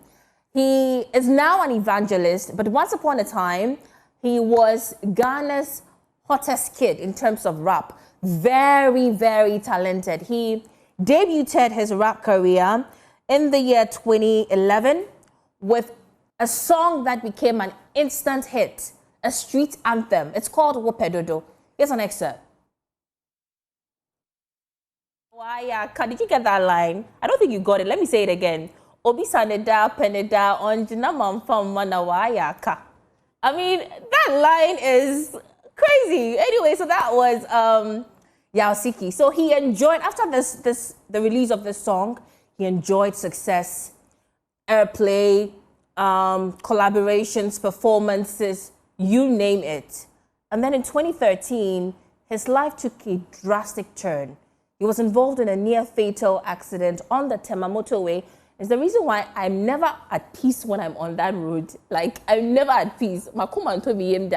So that's it. He almost died. Wait until you see, I mean, the car he was driving and how mangled it was. And I guess after, I mean, he was bedridden for 3 months. He couldn't take care of himself, couldn't bathe himself, eat. He couldn't do anything by himself for 3 months.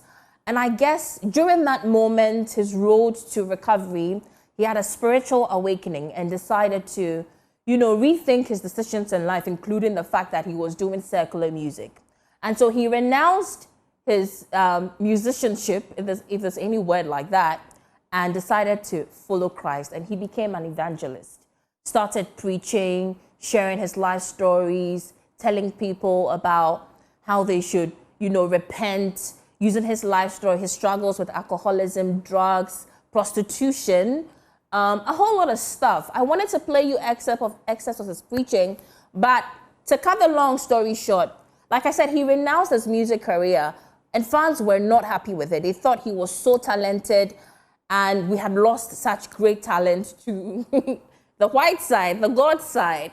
And so over the years, a lot of people have encouraged him to take up rap again, probably this time exploring the gospel genre. And I guess he's listened, because this week we saw him rapping in church, the gospel-centric way. Here's let's play you a little excerpt of that. Hey, Crisco ni wuye 50-50. Bobaya shiana waya shio. Bobaya shiana waya shio. Been preaching great drama, and I'm about to be a song tonight. But it's about to myself. I have to sign Kai David. I said to never count 9 share just a bend in a hot Johnny. I never show Max in a hot Sunday. Flip for your life. So yeah, that's Yaosiki. I don't know how serious he's taking. He's going to take this newfound career with rap, with gospel, but I'm up for it. I think he's a great musician, talented musician, and if he really wants to explore something in the gospel space, why not? Before I go, let me say R.I.P. to Giorgio Armani, who is an Italian iconic designer who this week died at 91. Listen, to die at 91, I think it's good, because he's seen it all. And for those of you who do not know, he is the brain, the powerhouse behind Armani Empire, you know, a fashion empire that was established in 1975, has gone on to hospitality, accessories, perfumes. One of my favorite perfumes is Giorgio Armani's CI. Listen, he's dead at 91, and I think it's great. May his soul rest in peace. And yeah, that's how we're going to wrap up the show today. It's been great. It's been awesome. I hope you had fun. I tried my very best to squeeze in a lot of stories in there for you to have a great, you know, cup of coffee. Hope you loved it. My name is Noella Karaniali. Up next is Mami Thompson with Joy News Desk. You want to stay tuned for that.